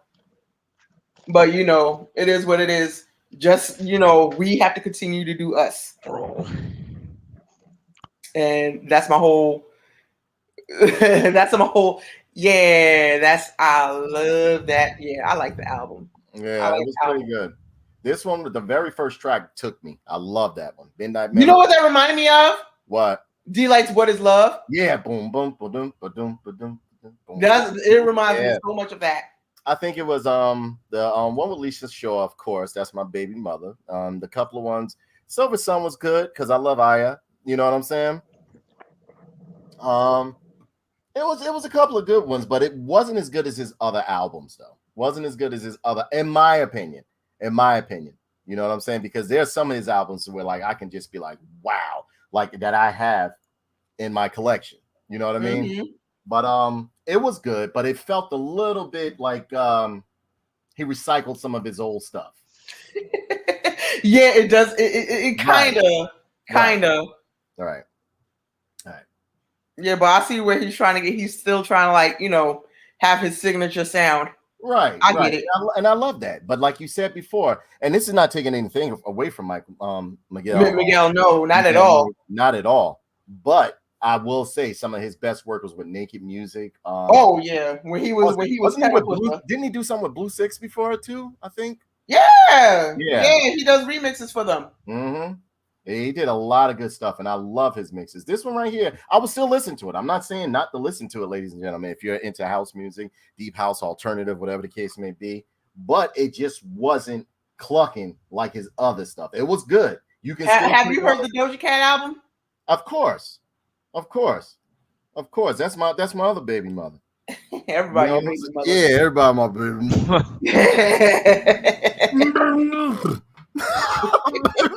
mother. Like, yo, like I am happy that she pulled Eve back out. I love Doja Cat music. I really do. I do. I like Doja. You got to look at it with an open mind. You do know I love Say So though. I could watch that video over and over. Yeah, Say So's not on the album though. I know, but I'm just saying, like, one of my favorite songs amongst money is Bitch I'm a Cow, Say So, whole bunch of shit, man. I like her new joint, Kiss Me More. I like that. Yeah, the one with Scissor. I like that. Yeah, Kiss Me More is wonderful. Yep.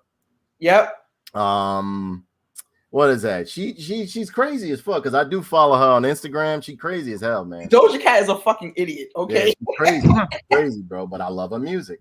Don't you know? Like, don't let her looks fool you. It's like she's beautiful. She is absolutely beautiful. Right. But that girl is like crazy. 5 cans short of a fucking 6-pack. She's crazy. She is crazy. She's crazy.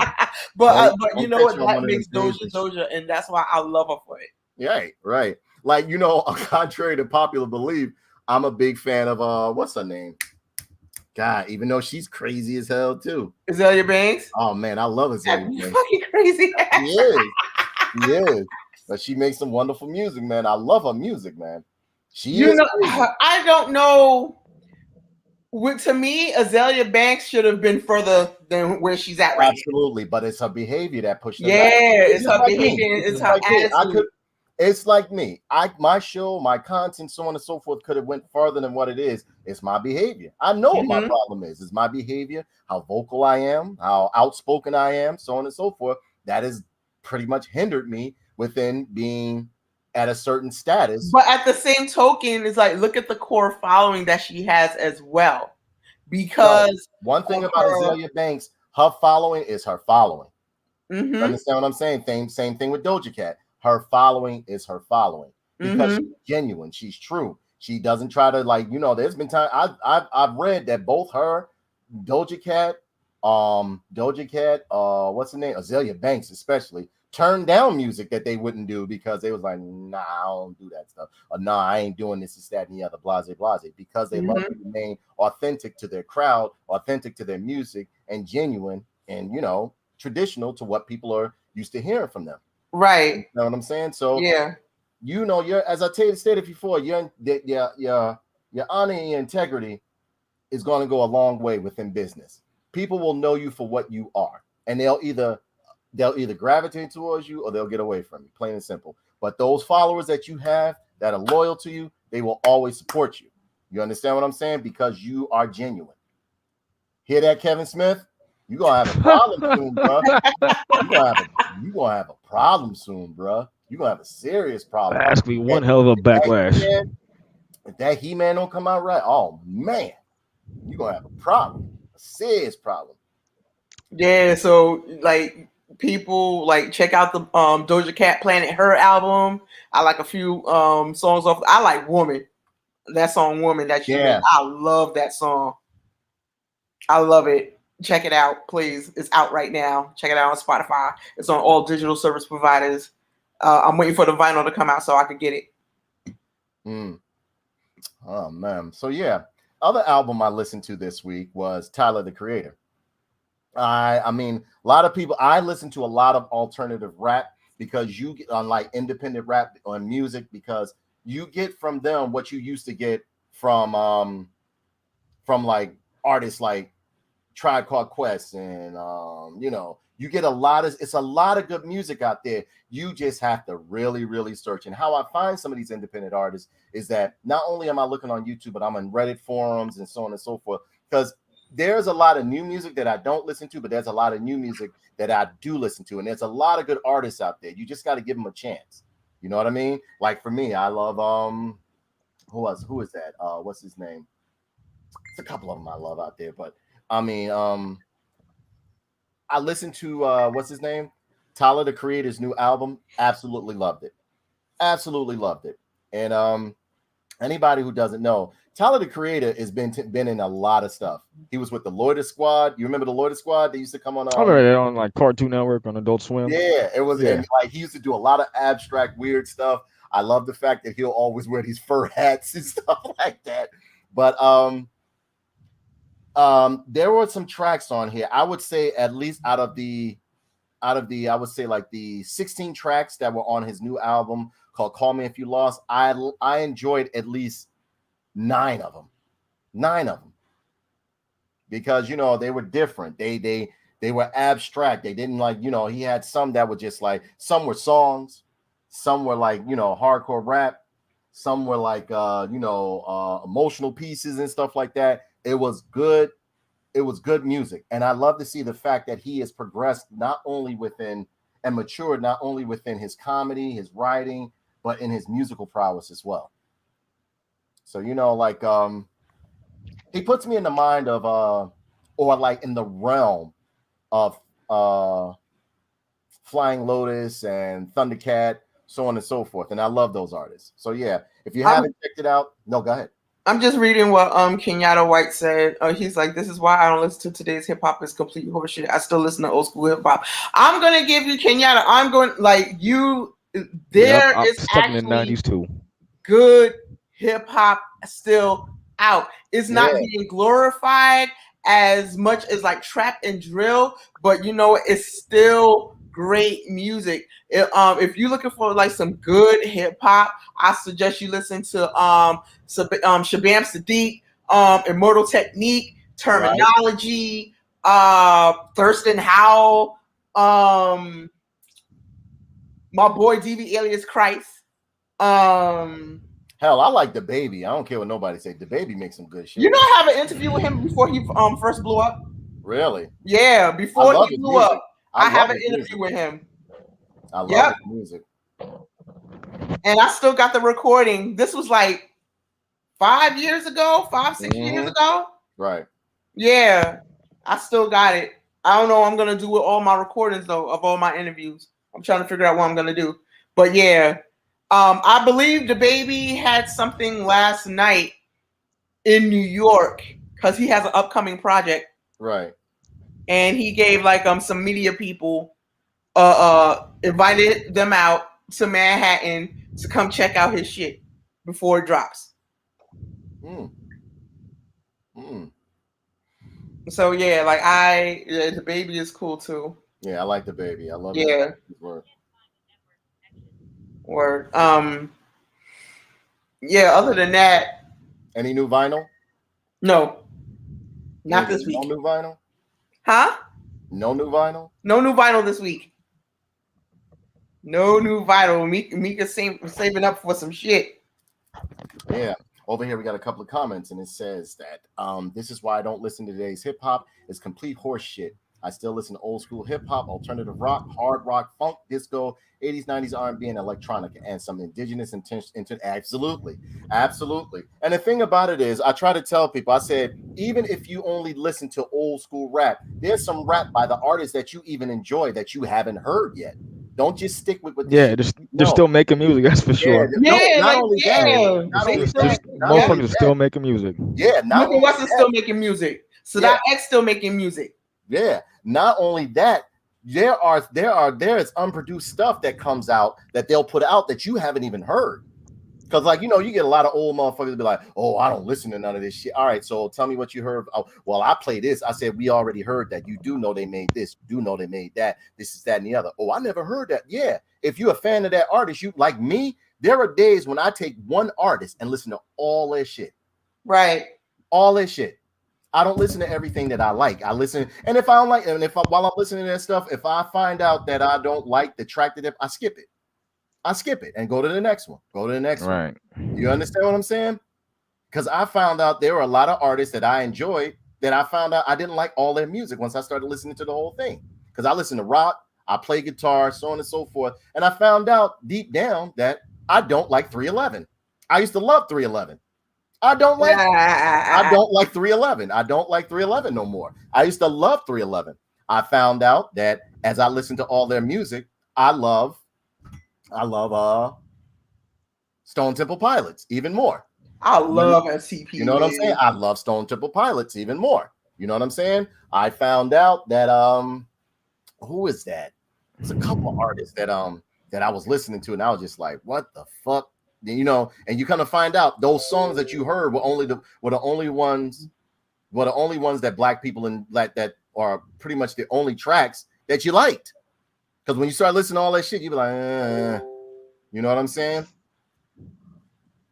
So I mean, like, you gotta open your mind up. You gotta, if you want to hear new music, you gotta look for it. You gotta look for it now because they're not gonna play it, but it's out there. Like me myself, I love Freddie Dredd.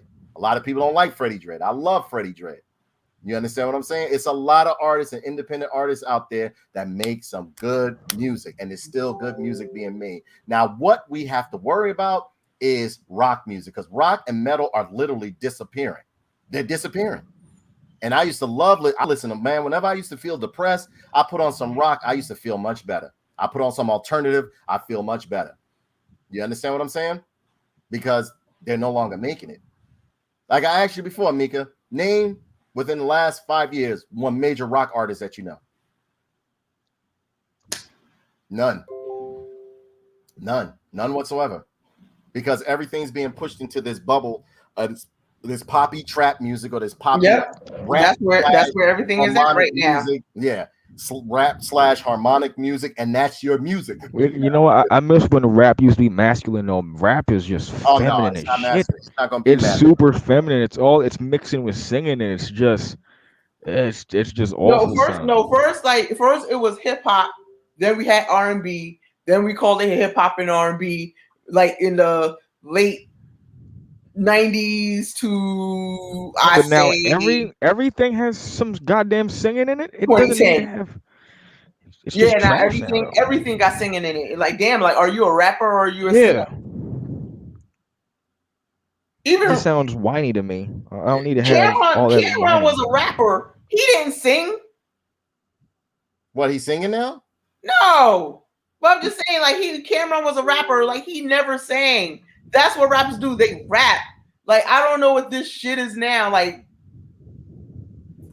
nobody sings in rap. They get a singer for that. Yeah, that's true. That's very true. I don't even know what to call this. Like pop rapper. I don't, man. It's that trashy little yachty little that sound is just garbage to me, man. It's like the most offensive noise to my ears. I'm just opposite of that. But honestly, there are some tracks by Lil Yachty that I like too. There are some. See, y'all, you gotta understand. I listen to everything. I give myself a chance with everything. You know what I'm saying? I like Juice WRLD though. Huh? I like Juice WRLD though. Oh man, that's your son. Is that Juice WRLD? Yeah, Juice WRLD is your son. You think so? Yep. Y'all look dead alike. He passed away though. He's dead. Yeah, he's dead. OD'd on some perks. Trying to get away from the cops. It's crazy. Yeah. Crazy. I don't know if you guys heard about it. You know, I'm not going to offer too much information about it, but you heard what happened with a little Indian boy, what's his name? Oh, that was crazy. Indian red boy. I saw that video. I was like, oh man, who the hell got him though? And he was up there talking about what you gonna do if you don't have that thing on you, and then somebody can like, I'll show you, pop, pop, pop. Shot the blunt out of his hand. Yeah, he was in the middle of smoking. Yeah, that was horrible. That shit brought back memories for me because I've seen people get shot the fuck up and killed and all that other crazy shit. So I was like, man, we gotta do better than this, man. We gotta do better than this because that shit was crazy. That was crazy. Then another dude in Chicago ended up getting it as soon as he got bailed out. Damn. They said they don't even know who bailed him out. As soon as he got out, they shot him 64 times in front of the police. Yeah, the release bill. The person who killed him was the person who bailed him out. Yeah, but pretty much. But see, like over here in Newark, whenever you get bailed out, motherfuckers is asking who bailed me out. Because some dudes, they be like, nah, I don't know that nigga. I ain't never. I'll sit. Even if somebody bail you out, you can sit. Or either start a fight real quick. You know what I'm saying? Whatever the case may be. Get put in solitary or whatever the case may be. You ask who bailed you out. You understand what I'm saying? But that right there is crazy. Then, as you dig deeper, you come to find out that the father was murdered, the brother. It was crazy. Damn. The dude that was shot 64 times, man. This rap game it's always been dangerous, but since the 90s, it's been dangerous, but it's like considered terminally deathly if you try to be a rapper now. You got to be careful. It's crazy, man. Crazy. Also it's also in what you rap about as well. Well, see, from what I've been doing and understanding is that these new rappers are literally beefing with each other. I mean, literally after yeah, because you know what it is? Like the difference between trap and drill music is trap music, but it's also gang related. Yeah. So the majority of rappers that's doing drill are from actual gangs. This shit is crazy. Especially in the Chicago area.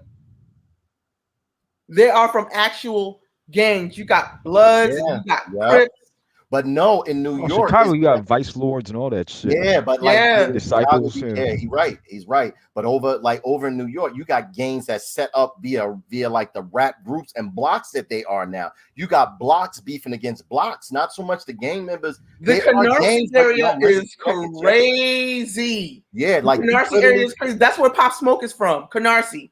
Yeah, like they got blocks where like they literally fighting cousins and shit. Like, put it like this: my block will be beefing with a block that's like less than a mile away, right up the street.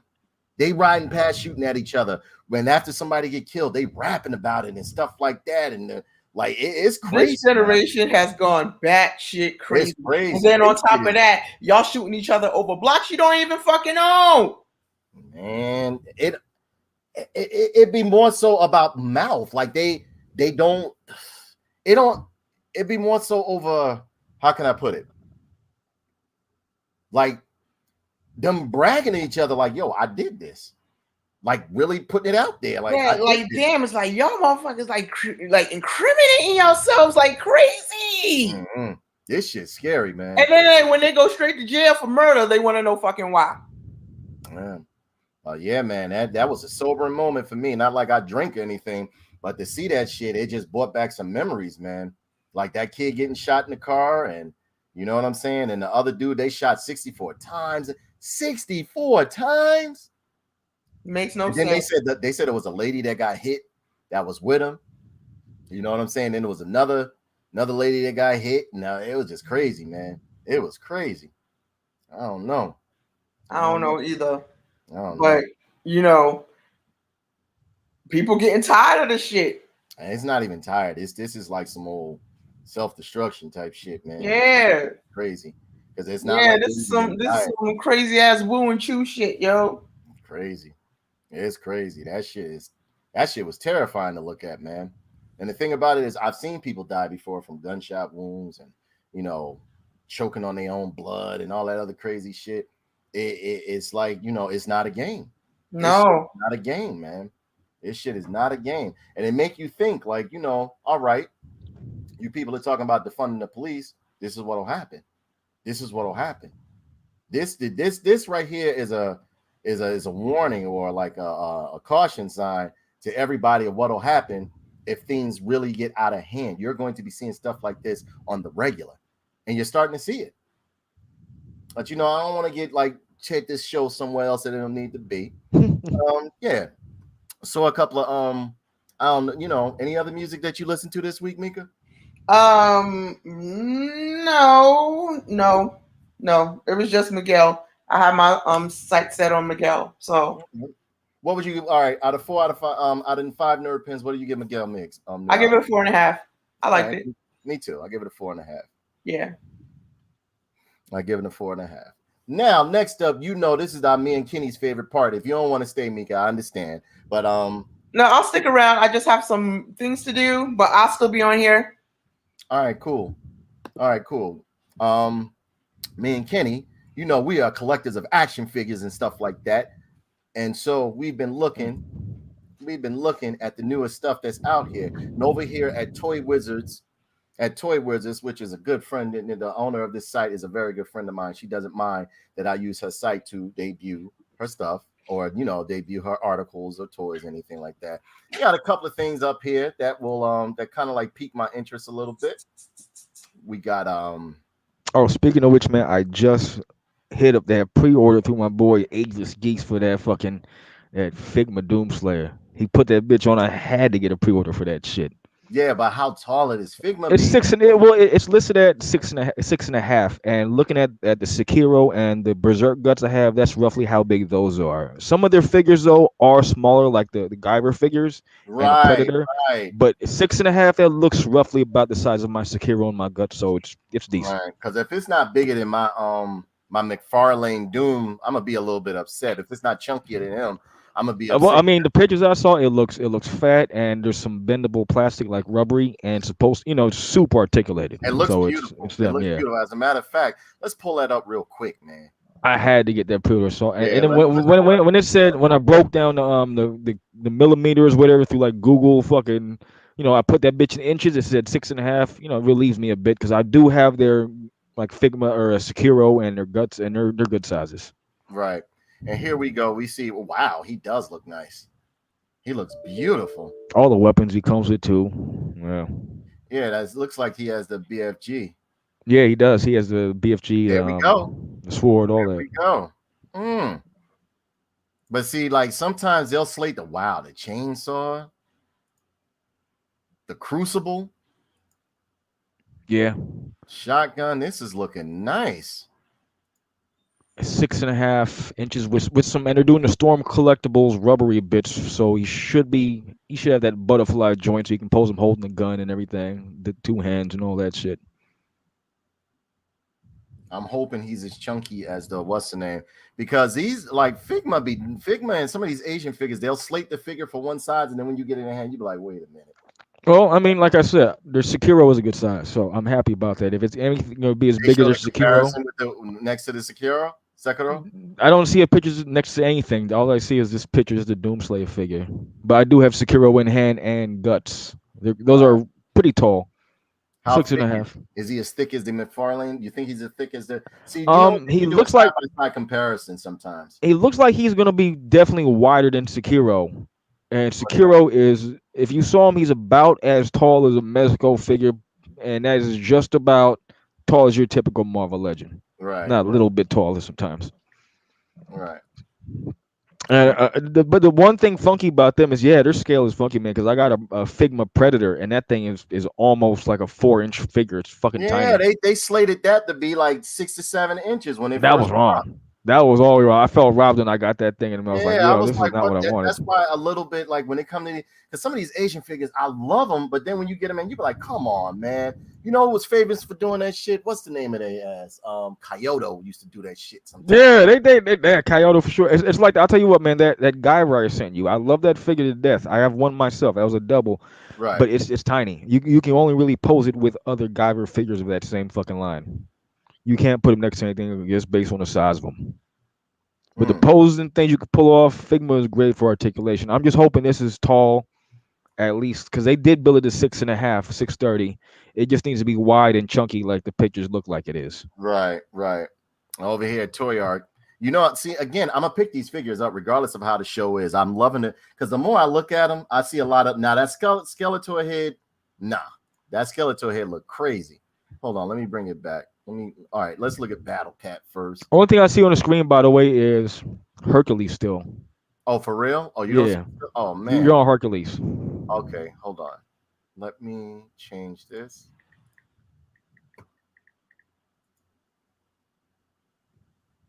No. Yeah. All right, here we go. I think that Doomslayer 2 is slated for 114. Folks interested in that. All right. Yeah, here's the Doomslayer right here. I'm sorry, guys. I thought I locked it onto there. I think we have a comment over there, Kenny. Do we got a comment? Let me swing this over here to her. It says his mother and sister got hit, but he was the target. It's a real shame.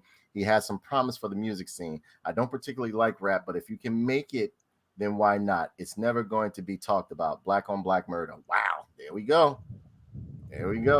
Well, from what I hear, I don't know the full story, and I don't know what happened. I just know a life was lost, and like 2 lives were lost, and it's crazy, man. Over here, can you see the Doom figure? Yeah, right? I see him now. That's a hell of a pose right there. Just that pose right there is like shit. Yeah, I need to pre-order that. Amongst the top of the monsters he's slayed right there. Here he is with the BFG, the chainsaw, the crucible. I like that right there. I like the pose leaping. Yeah. Right, with the meat hook. Back shot looking good.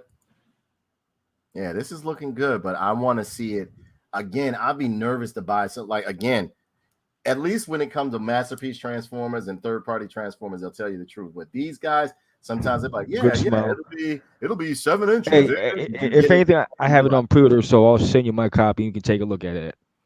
Right. Because I'm getting it for sure. I already locked it with my boy Alex over at Ageless. Right. This is beautiful. I'm loving the accessories. Come with different hands and everything like that. That's the one Figma does well, is they always give you like a multitude of hands and accessories. It's not just the way they give you the hands, they put like it's on its own little fucking tree with its like little fucking joints. So it's like it's kind of cool. I give you the hands. Right. You know, I kind of wish Storm was the one that fucking did the Doomslayer though. Like, damn. Yeah, because Storm would have made them chunky, man. Because their Gears of War figures are great. I just want that detail on Doomslayer. Right. They got some Jurassic Park stuff here. I was never into these Jurassic Park figures. You? Because they look like regular ass dudes with dinosaurs. I like the Yeah, that's what I'm dinosaurs, I saying. guess, Like, but they're you know, regular dudes. but you know, Because all I see there is a Samuel L. Jackson figure, and the other guy's fucking. they made sure they showed him with his arm get beat.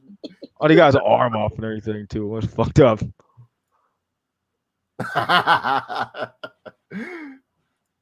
And you remember the black man lost his arm. Run, black man, run. Oh, but you got caught. It's his arm, it's his mouth and everything too. Caught. And they got some pretty good stuff. Marvel, honestly, like the movie stuff and cinematic Marvel stuff, I don't collect. So, you know, some people do. I don't. You know what I'm saying? I don't like the cinematic stuff.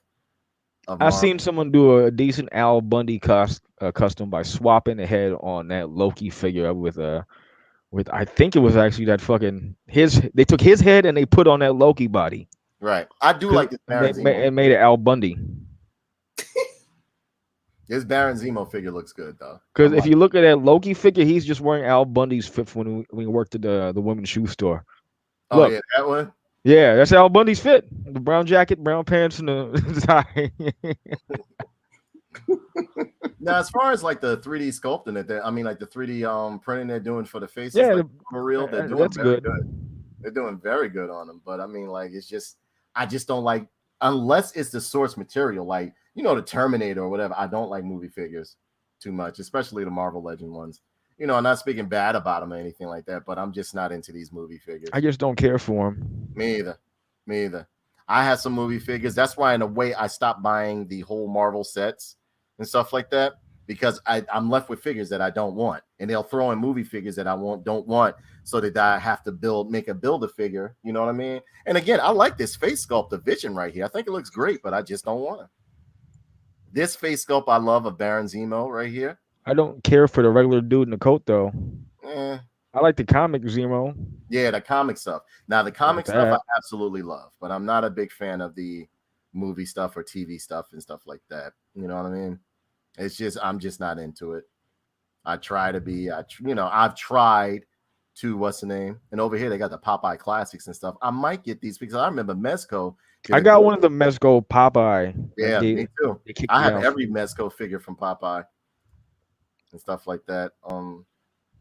Yeah, to me, I don't know. I would have to see them in hand, and I'll do a comparison. If I get these, I'm gonna review them and do a comparison to see how they size up to the Mezco classic Mezco figures. I guess these are 3D models of the. Yo, look at Olive Oil. She's built like Black Widow. Yeah. Yeah. What was that? Where are the? You know, I gotta show these Motu figures right here. Yeah, where you Revelation. Yeah, man. Look at this right here. Oh, that's Souther, huh? Yeah. What? Look at Medicos picking the ball with Stormdrop. Now, Medicos is famous for doing some shit like that too, claiming one size and it's different. Yeah. Man. They make I know they take the bulky designs and they make them skinny.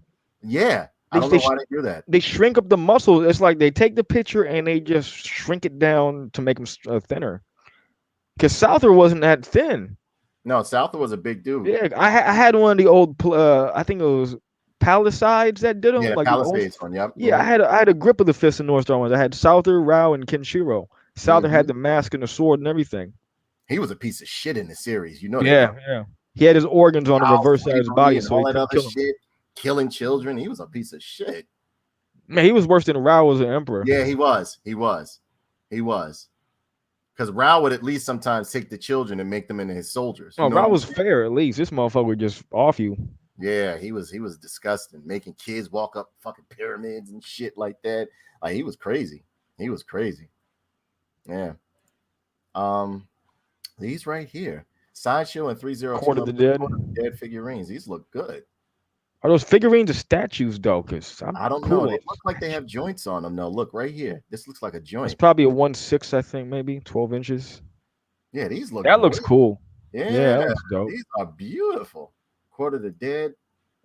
Court of the Dead. I wish it had more room for shit like that though. Fuck. Yeah, that's what I'm saying. A lot of that A lot 12-inch shit. people understand the reason why I get rid of, like, say like a new version of a figure that I already have coming out. I will sell that older version because I can't, or either I'll put it up or something like that because I don't have all the room for that stuff. I get shit in boxes. I gotta revolve whatever 12-inch display. The only 12-inch I got for sure is gonna be that Punisher War Machine and my Samurai Predator and my custom Tyson Chapel thing. Right. I gotta be selected because they take up so much fucking space. Yeah, it's a lot of stuff. It's a lot of stuff, man. Where's the Revelations? I thought they were on this page. Yeah, they were on this page. Where are they at? I thought you were looking at them a minute ago. What happened, dude? I don't know what the fuck happened. I was looking at them and then I got sidetracked. You was like, you're not. Was it on this? Was it on this page or was it on the Toy Wizards page? This is Toy Arc.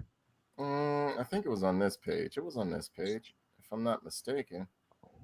Because I know them things are hitting all the stores now. I keep seeing pictures of people posting like their Walmarts and shit with the displays up of all the.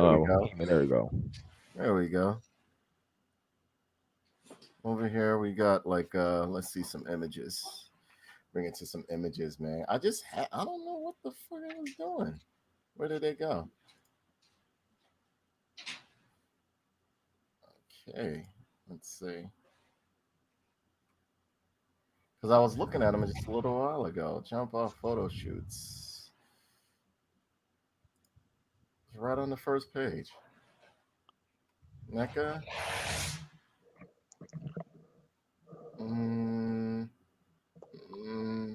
It's around here. I saw them. Page 2, maybe.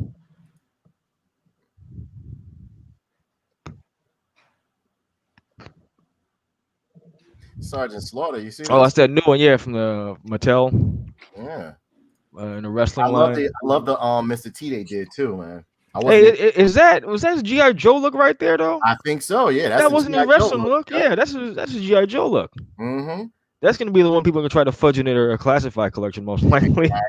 Exactly. Yeah, this is a G.I. Joe look right here. Yeah. Even that, just with the USA thing on him, the white belt. I'm pretty sure that's how he looked in the G.I. Joe, man. Yeah, this looks great, man. Looks great. Got some classic Batman 66. I would get these just to have them, man. I would get these just to have them. Was that NECA? Yeah, I think NECA's doing these. Yep. The Batmobile looks clean though. Yes, it does. Yeah, that Batmobile looks gorgeous, man. And you know, I would have a cape draping over the back part right here. Yeah. You know what I'm saying? We had Caesar Romero, Joker, and all that. And over here, they got Hercules using that. This looks like the body sculpt that they're using right here looks like Namor's body sculpt. That's Namor. It's a big ass Namor. It looks like Namor's body sculpt a bit. Why is Namor that buff then? Good God!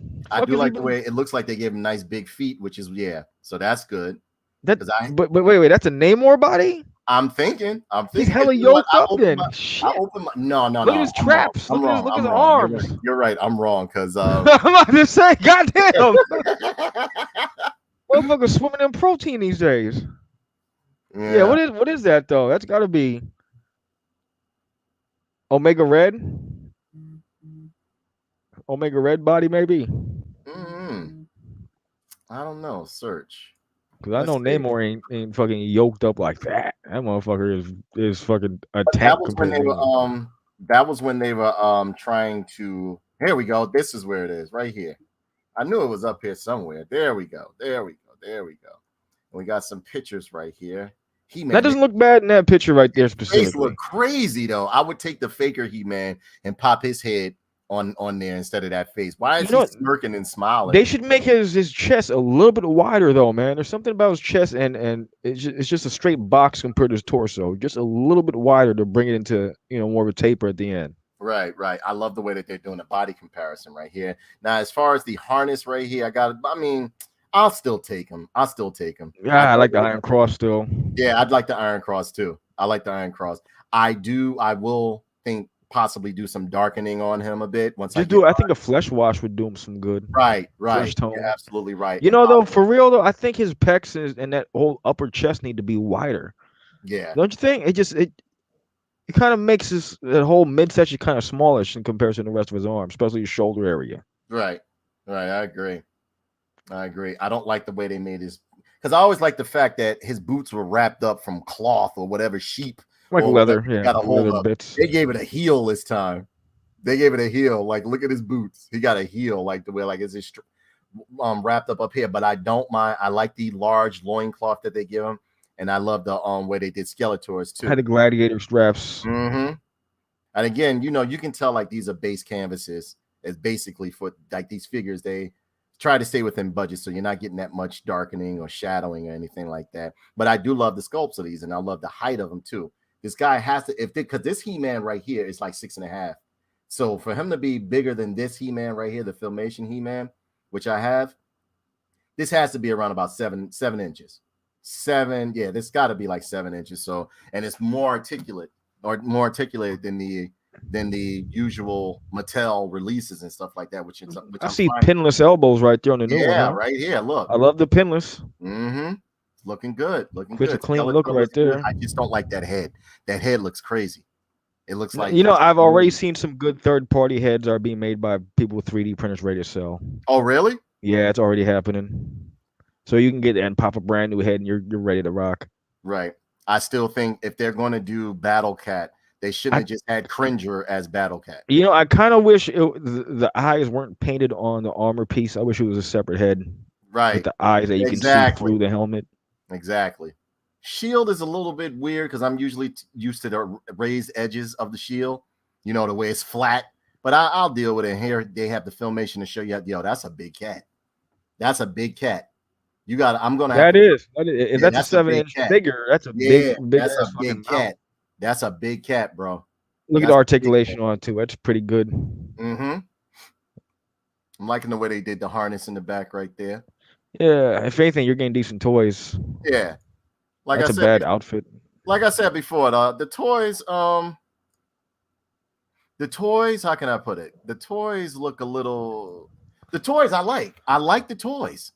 So, I mean, like, even this right here, even though that I would have liked if they gave her like a short, remember that she had in 2000X, she had the short, the short Eurythmics cut. I kind of wish her skin was yellow. Yeah. Something about that yellowish that made her look less human. Pale. They made her a little bit pale. They made her a little pale and stuff like that. She got some nice, they put joints on these motherfuckers. Look. You know what I'm saying? That's almost a Storm style with the leg, with the right in there. A kilt. You can see a kilt looks a little, what's the name? Rubbery. Yeah. So they used like a soft vinyl to do like, kind of wish Mossman was wider, thicker. No, people that have Mossman in hand said he's big. Is he? Because in that picture of Skeletor, he looks Skeletor. Yeah, but Skeletor is 7 inches. If you look at his arms, the width of his biceps looks like they could be a little bit thicker compared to Skeletor's. Some people said that the product that they've received is big. They said he's a big figure, and then he comes with this root like this because of course he's supposed to be Swamp Thing in a way. You know what I'm saying? This right here, they said is a big figure. The poses that they have him in make me want this figure because you can see that they did put some wash and darkening on him. I've seen people take the head off of this thing and the gauntlets off of it and put it on the regular Skeletor, and it looks great. It looks great, right? Yeah. This is the head that they should have gave, like his head should have been something like this on Skeletor, because that face sculpt that they have on the Skeletor right here is That's funny looking, man. It looks like a Halloween mask. I don't like it at all. I don't like it. I don't like it. The new one though, right there has like a little samurai crest. Look, that's what I'm saying. You can tell, like, you know what I'm saying? That's honestly, that big figure is nice looking. That's a nice looking figure. That Skelegod, as they call him, is a nice looking figure. That's an easy swap I've seen him do though. I guess those gauntlets fall right or slip right off, and they put it on that Skeletor head pop off, slip it right in an old one. It's perfect.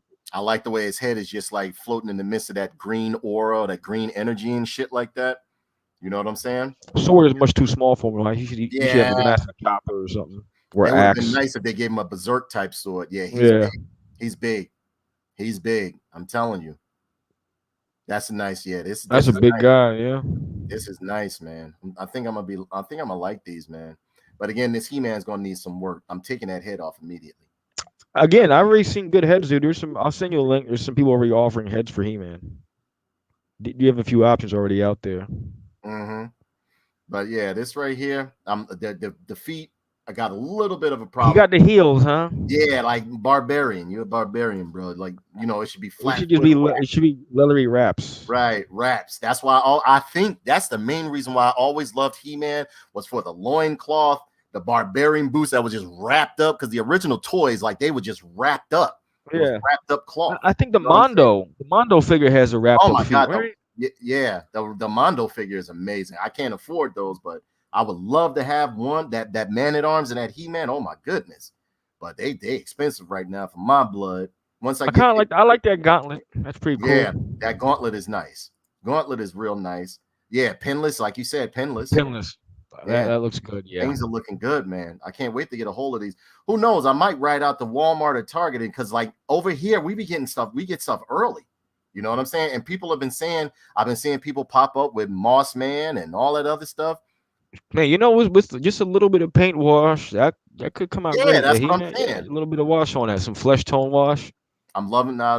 This pose is a little bit funky, but you know what I'm saying? I'm loving the way they did his feet to where like they look like they're planted into the ground. You know what I mean? Like whenever he walks into, he plants it into the ground, or if he stands too long, he plants into the ground and shit like that. Look at that. And you got different scope. He's textured like hell. I bet you a wash would do him solid. Absolutely. A darker wash in a lighter green and a lighter wash in a darker spots would do him great. Absolutely. They're doing a great job with these, man. The figures, like I said, the figures are going to be amazing. I don't know about the show, but I will be purchasing these figures. Look at that. That artwork looks nice. Why didn't they do the comic book like that?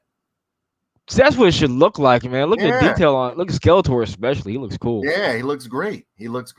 And I love the way they have his hood or his cowl coming over his face a bit instead of having it as much as exposed. Yeah, and the hood comes down to a widow's peak at the tip. Yeah, right. See, like right here, it just looked like he got like a malformed head or something like that. It looks like a mask and a hood it should be skinnier than your face.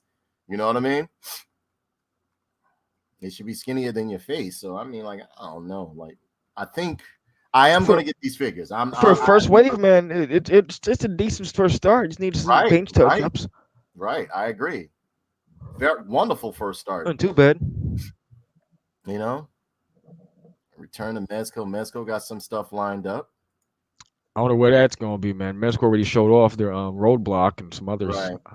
I just want Mezco to go ahead and show off that Firefly. I know they're going to fucking kill all the weapons in the backpack and that shit. Goggles. Yeah. What size are those Mezco figures and stuff like that? I sent you Blade. My Blade should give you a good idea of the Mezco standard. That's like your typical Mez. Blade is on the skinnier side of Mezco, and they have bulkier figures like Punisher and Batman. So yeah. So when you check out Blade, he's a good example of what they kind of throw in. Multiple accessories. The Blade's throwing knives fold, and you can clip them on his belt and all that fun shit. So yeah.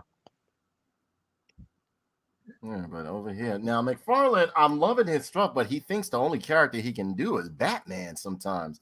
Like, I'll be like, come on, McFarlane, calm down. It's other characters within the DC universe that you can do stuff for. You know what I'm saying? Loving his Deathstroke. If this is his, I'm loving it. It is. It's the Arkham style Deathstroke. Yeah, it's beautiful. I have this set right. Well, I have this one right here. The what's his name? Red Hood. Yeah. And the Flashpoint Batman. Right. McFarlane, I just wish he'd fucking paint things a little better. It's like when he does articulation, he'll skimp out in the paint. But if he skimps out the articulation, he'll give you more paint. Right. It's like, damn, man, just give us both. Shit. I don't know who wants statues. I sure as hell don't want fucking statues. Artifacts did it. This is beautiful right here. Look at this. Now, this I would purchase. This looks good. What is a statue, right?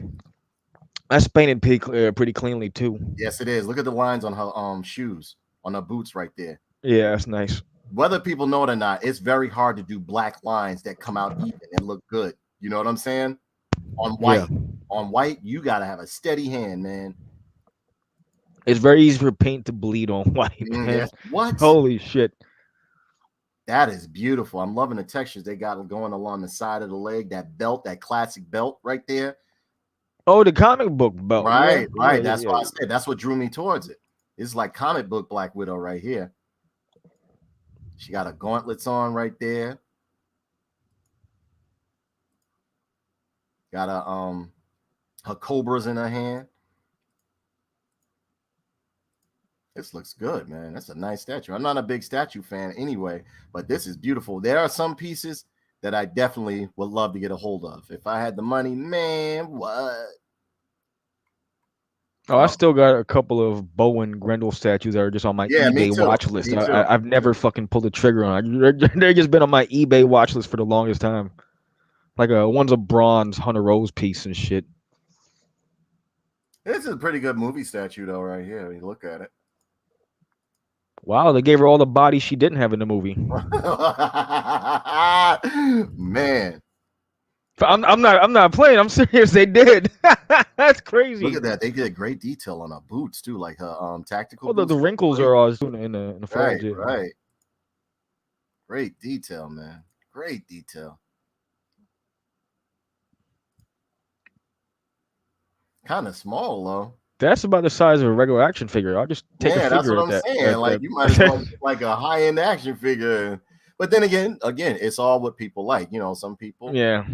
Some people. Dude, I had a buddy years ago. I had gifted him a Rosaurus Street Fighter figure. You remember back in the days with Rosaurus? Yeah, I used to. Whoa! Look at this. Dude, boy. Go ahead. It's exclusive. I gifted him a Cigato, and this dummy took a welding iron or smoldering iron, just fucking sealed up all the dumb joints, and see, I'm gonna repaint it. He just fucked it all up. Yo, he would have never gotten anything from me again. That's one of my favorite characters right here. I already got the regular on pre-order, but that's a cool looking exclusive also. I like the green. Dmitry Maximoff. Yeah. Come on, baby. I can't wait to see the rest of that Darkstalkers line, man. It's good. Yeah, remember the old one by Soda Toys? Yeah, they were going to. I remember the prototypes for those. Yeah, they had told me that Deathbringer. Deathbringer. I got that Death Adder on pre-order too. That's gonna be dope. Do you have the Barbarian from the Golden Axe what's his name? No, I didn't get a chance to get him. Again, ladies and gentlemen, if you're not a Storm Collectible fan, Skull. You actually use the Skull 2-packs. I want to use the Skull as an alternate head for my fucking Mortal Kombat Smoke cyborg figure. Right. Man, Storm, dude, I don't know. Storm is the best translation of video game characters in the 3D. Yeah, thus far they know what they're doing. They're doing the best work out there, man. They straight bring them to light, dude. It's great. They are doing the best work out there. People can say this, that, and the other about Storm. Storm is doing a fantastic job. Got my man Gilius. That looks good. Yeah, Gilius looks great. And look, he comes with chicken leg. Mm-hmm. And look at the muscle definition in him. Yeah. Is that a soft good they put on him? No, that's just his regular. That's not soft goods at all. No, his the tunic is rubber. You sure? Yeah, because I remember looking at the prototypes in a different picture and they were rubber. Yeah, you can see it. Yeah, they're just textured really good. Man, that is beautiful. Yo, look at the sleeves, how they're torn and frayed. They had the dry brushing to bring it out.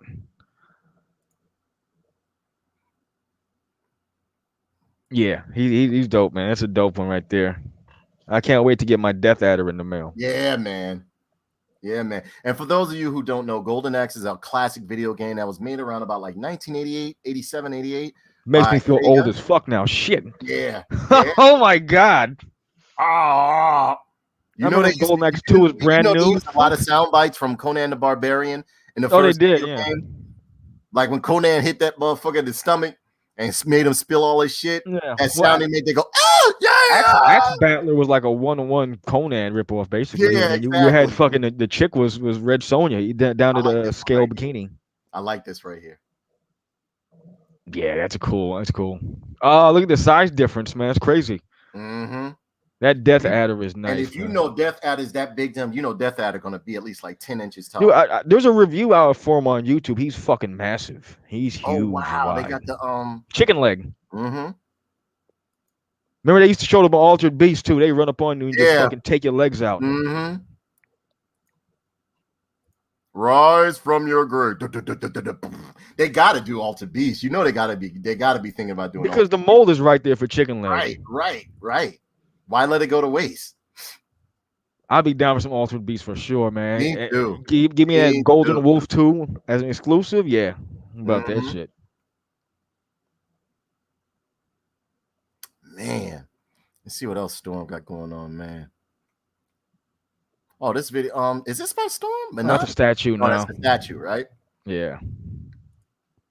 Wow, she looks great. Look at that. I love the way they did her skin. Yeah. It's beautiful, nice and soft. That painting is great right there. That painting is amazing. Look at that. That is some wonderful craftsmanship right there.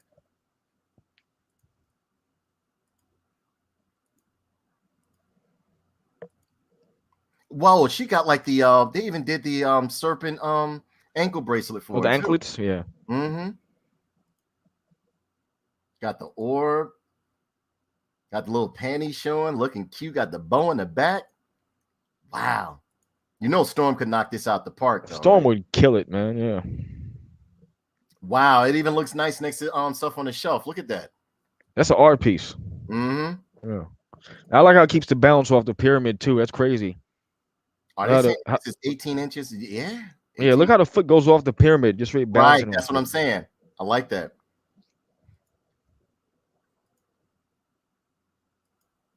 Wow, it came out better than the art print.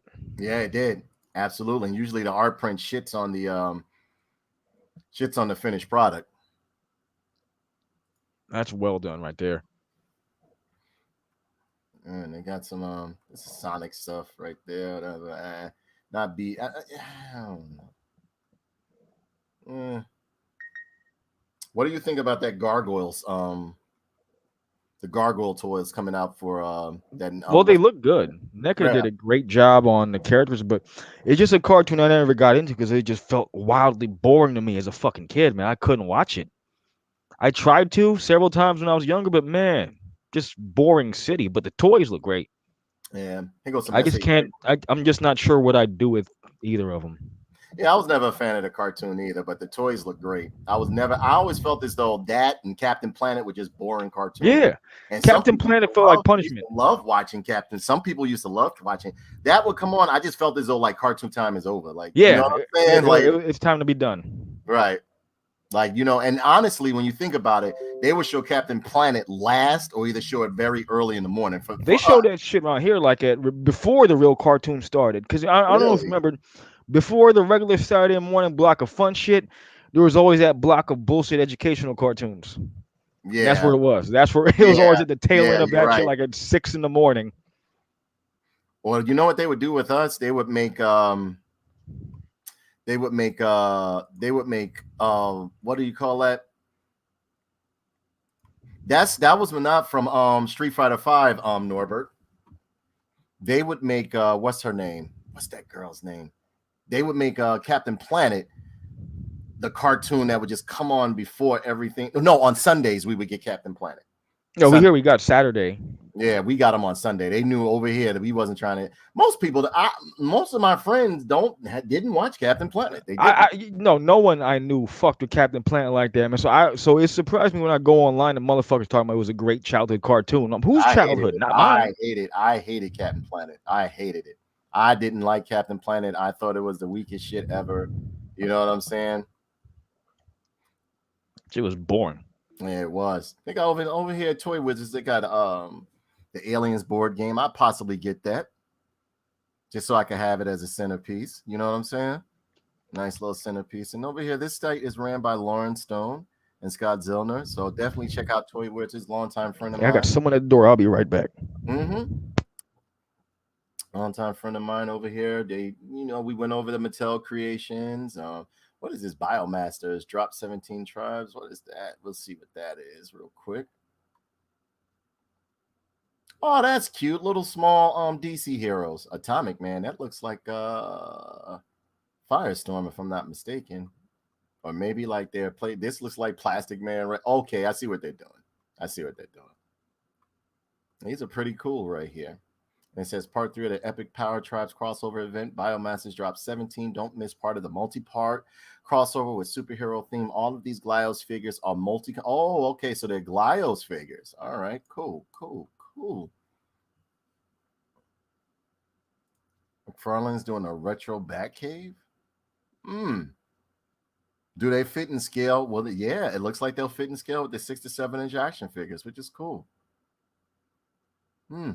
Nice. Let's see what some of these pictures look like. All right, I'm back. They got like McFarlane's doing a retro Batcave and shit. Just had to get a package. Got some accessories for a custom working on. What is that? McFarlane? Yeah, they do it. He did a Batcave. He did a Batcave for the figures and shit, bro. Oh shit. For the classic. You know what? I like more shit like that, more diorama pieces. Me too. Man, that's awesome. That is awesome. Great shit. For $30, it looks like 40. You can't beat that. Not bad at all. I'm a very big fan of Tron. Some of this. Oh, what did Bluefin slate? Let's see. Bluefin reveals Storm Collectibles event. The ones we looked at. Yeah. Oh yeah, we looked at these. Deathbringer. Yeah, and all of these guys right here. Again, check out toy-wizards.com. They have the latest news on collectibles, action figures, and so on and so forth. Also, check out their YouTube channel, and make sure you check out my man right here, Diecast Norbs on YouTube. Check out Kenny's page. Kenny's channel. What's that? I'm on Instagram, King_Patriarch. You got pictures of toys and all kinds of shit. Yeah, he got all sorts of stuff going on there. All sorts of stuff. Great action figures that he take pictures of, cut gloves, knives, all that goodness. Yep. All that goodness. I'll be putting almost a step-by-step of me building up my Grendel Prime custom because I'm slowly getting the pieces put together for that. Everything's coming together. Got a light-up little sword with the LED thing on it, little gimmick sword. So yeah. Be sure, make sure you put up that custom and check out his Instagram and everything like that. I think we covered some of the action figures and stuff like that. If not, we'll definitely do another Toy Talk show for you guys. Yeah. Hoping you guys enjoyed the show. Again, show us a little support by just following the channel. If you want to donate, you can donate through the Cash App or PayPal. Anything you want us to talk about, any action figures you want us to review, we will do them for you. But understand, we will give an honest review whether you like it or not. Another thing, check out the channels that I mentioned. Check me out, check us all out. Have a great day. We love you guys. We hope you have a safe and wonderful day. And thank you so much for tuning in, and share this with other people. Okay, take care. We absolutely love you. Anything you want to shout out before you leave, Kenny? Check out my buddy over there at Headhunters Custom. He's the one who's providing me with the Grendel Prime head 3D printed for my custom. Also hooked up some Army of 2 heads for Acid Rain scale and 112 scale. Great shit. Cool. If you want to, send me the link and I'll put it in the description later on when I edit this. Okay. Awesome. All right, cool. So, ladies and gentlemen, we thank you so much for tuning in the show. Hope you enjoyed the reviews and the look of the action figures and our music reviews, so on and so forth. We love you guys. Mika, you still there? I think she fell asleep. Yeah, she's knocked out. Yeah, so we love you guys, and thank you for tuning in to the Unbeatable TNT Photon HQ show. Unbeatable TNT Photon HQ show. That is our mascot, Count Kenny in armor. That looks like my fucking cyberpunk character. For real? For real. It does. It kind of does. I got the vest. I got the robot arms. I got the fucking helmet, and I use a sword. Oh, yeah. So, and ladies and gentlemen, the night that new Masters Universe show drops, we will be doing we might do a launch party for it. I don't know. I'll try to watch it with you guys or something like that. Let me know how it goes. I can tell you my honest opinions, or I'll possibly do it the following day. So I love you guys. Take care. Thanks for tuning in. Have a great evening, day, or wherever you're at. Thank you. Bye, everybody.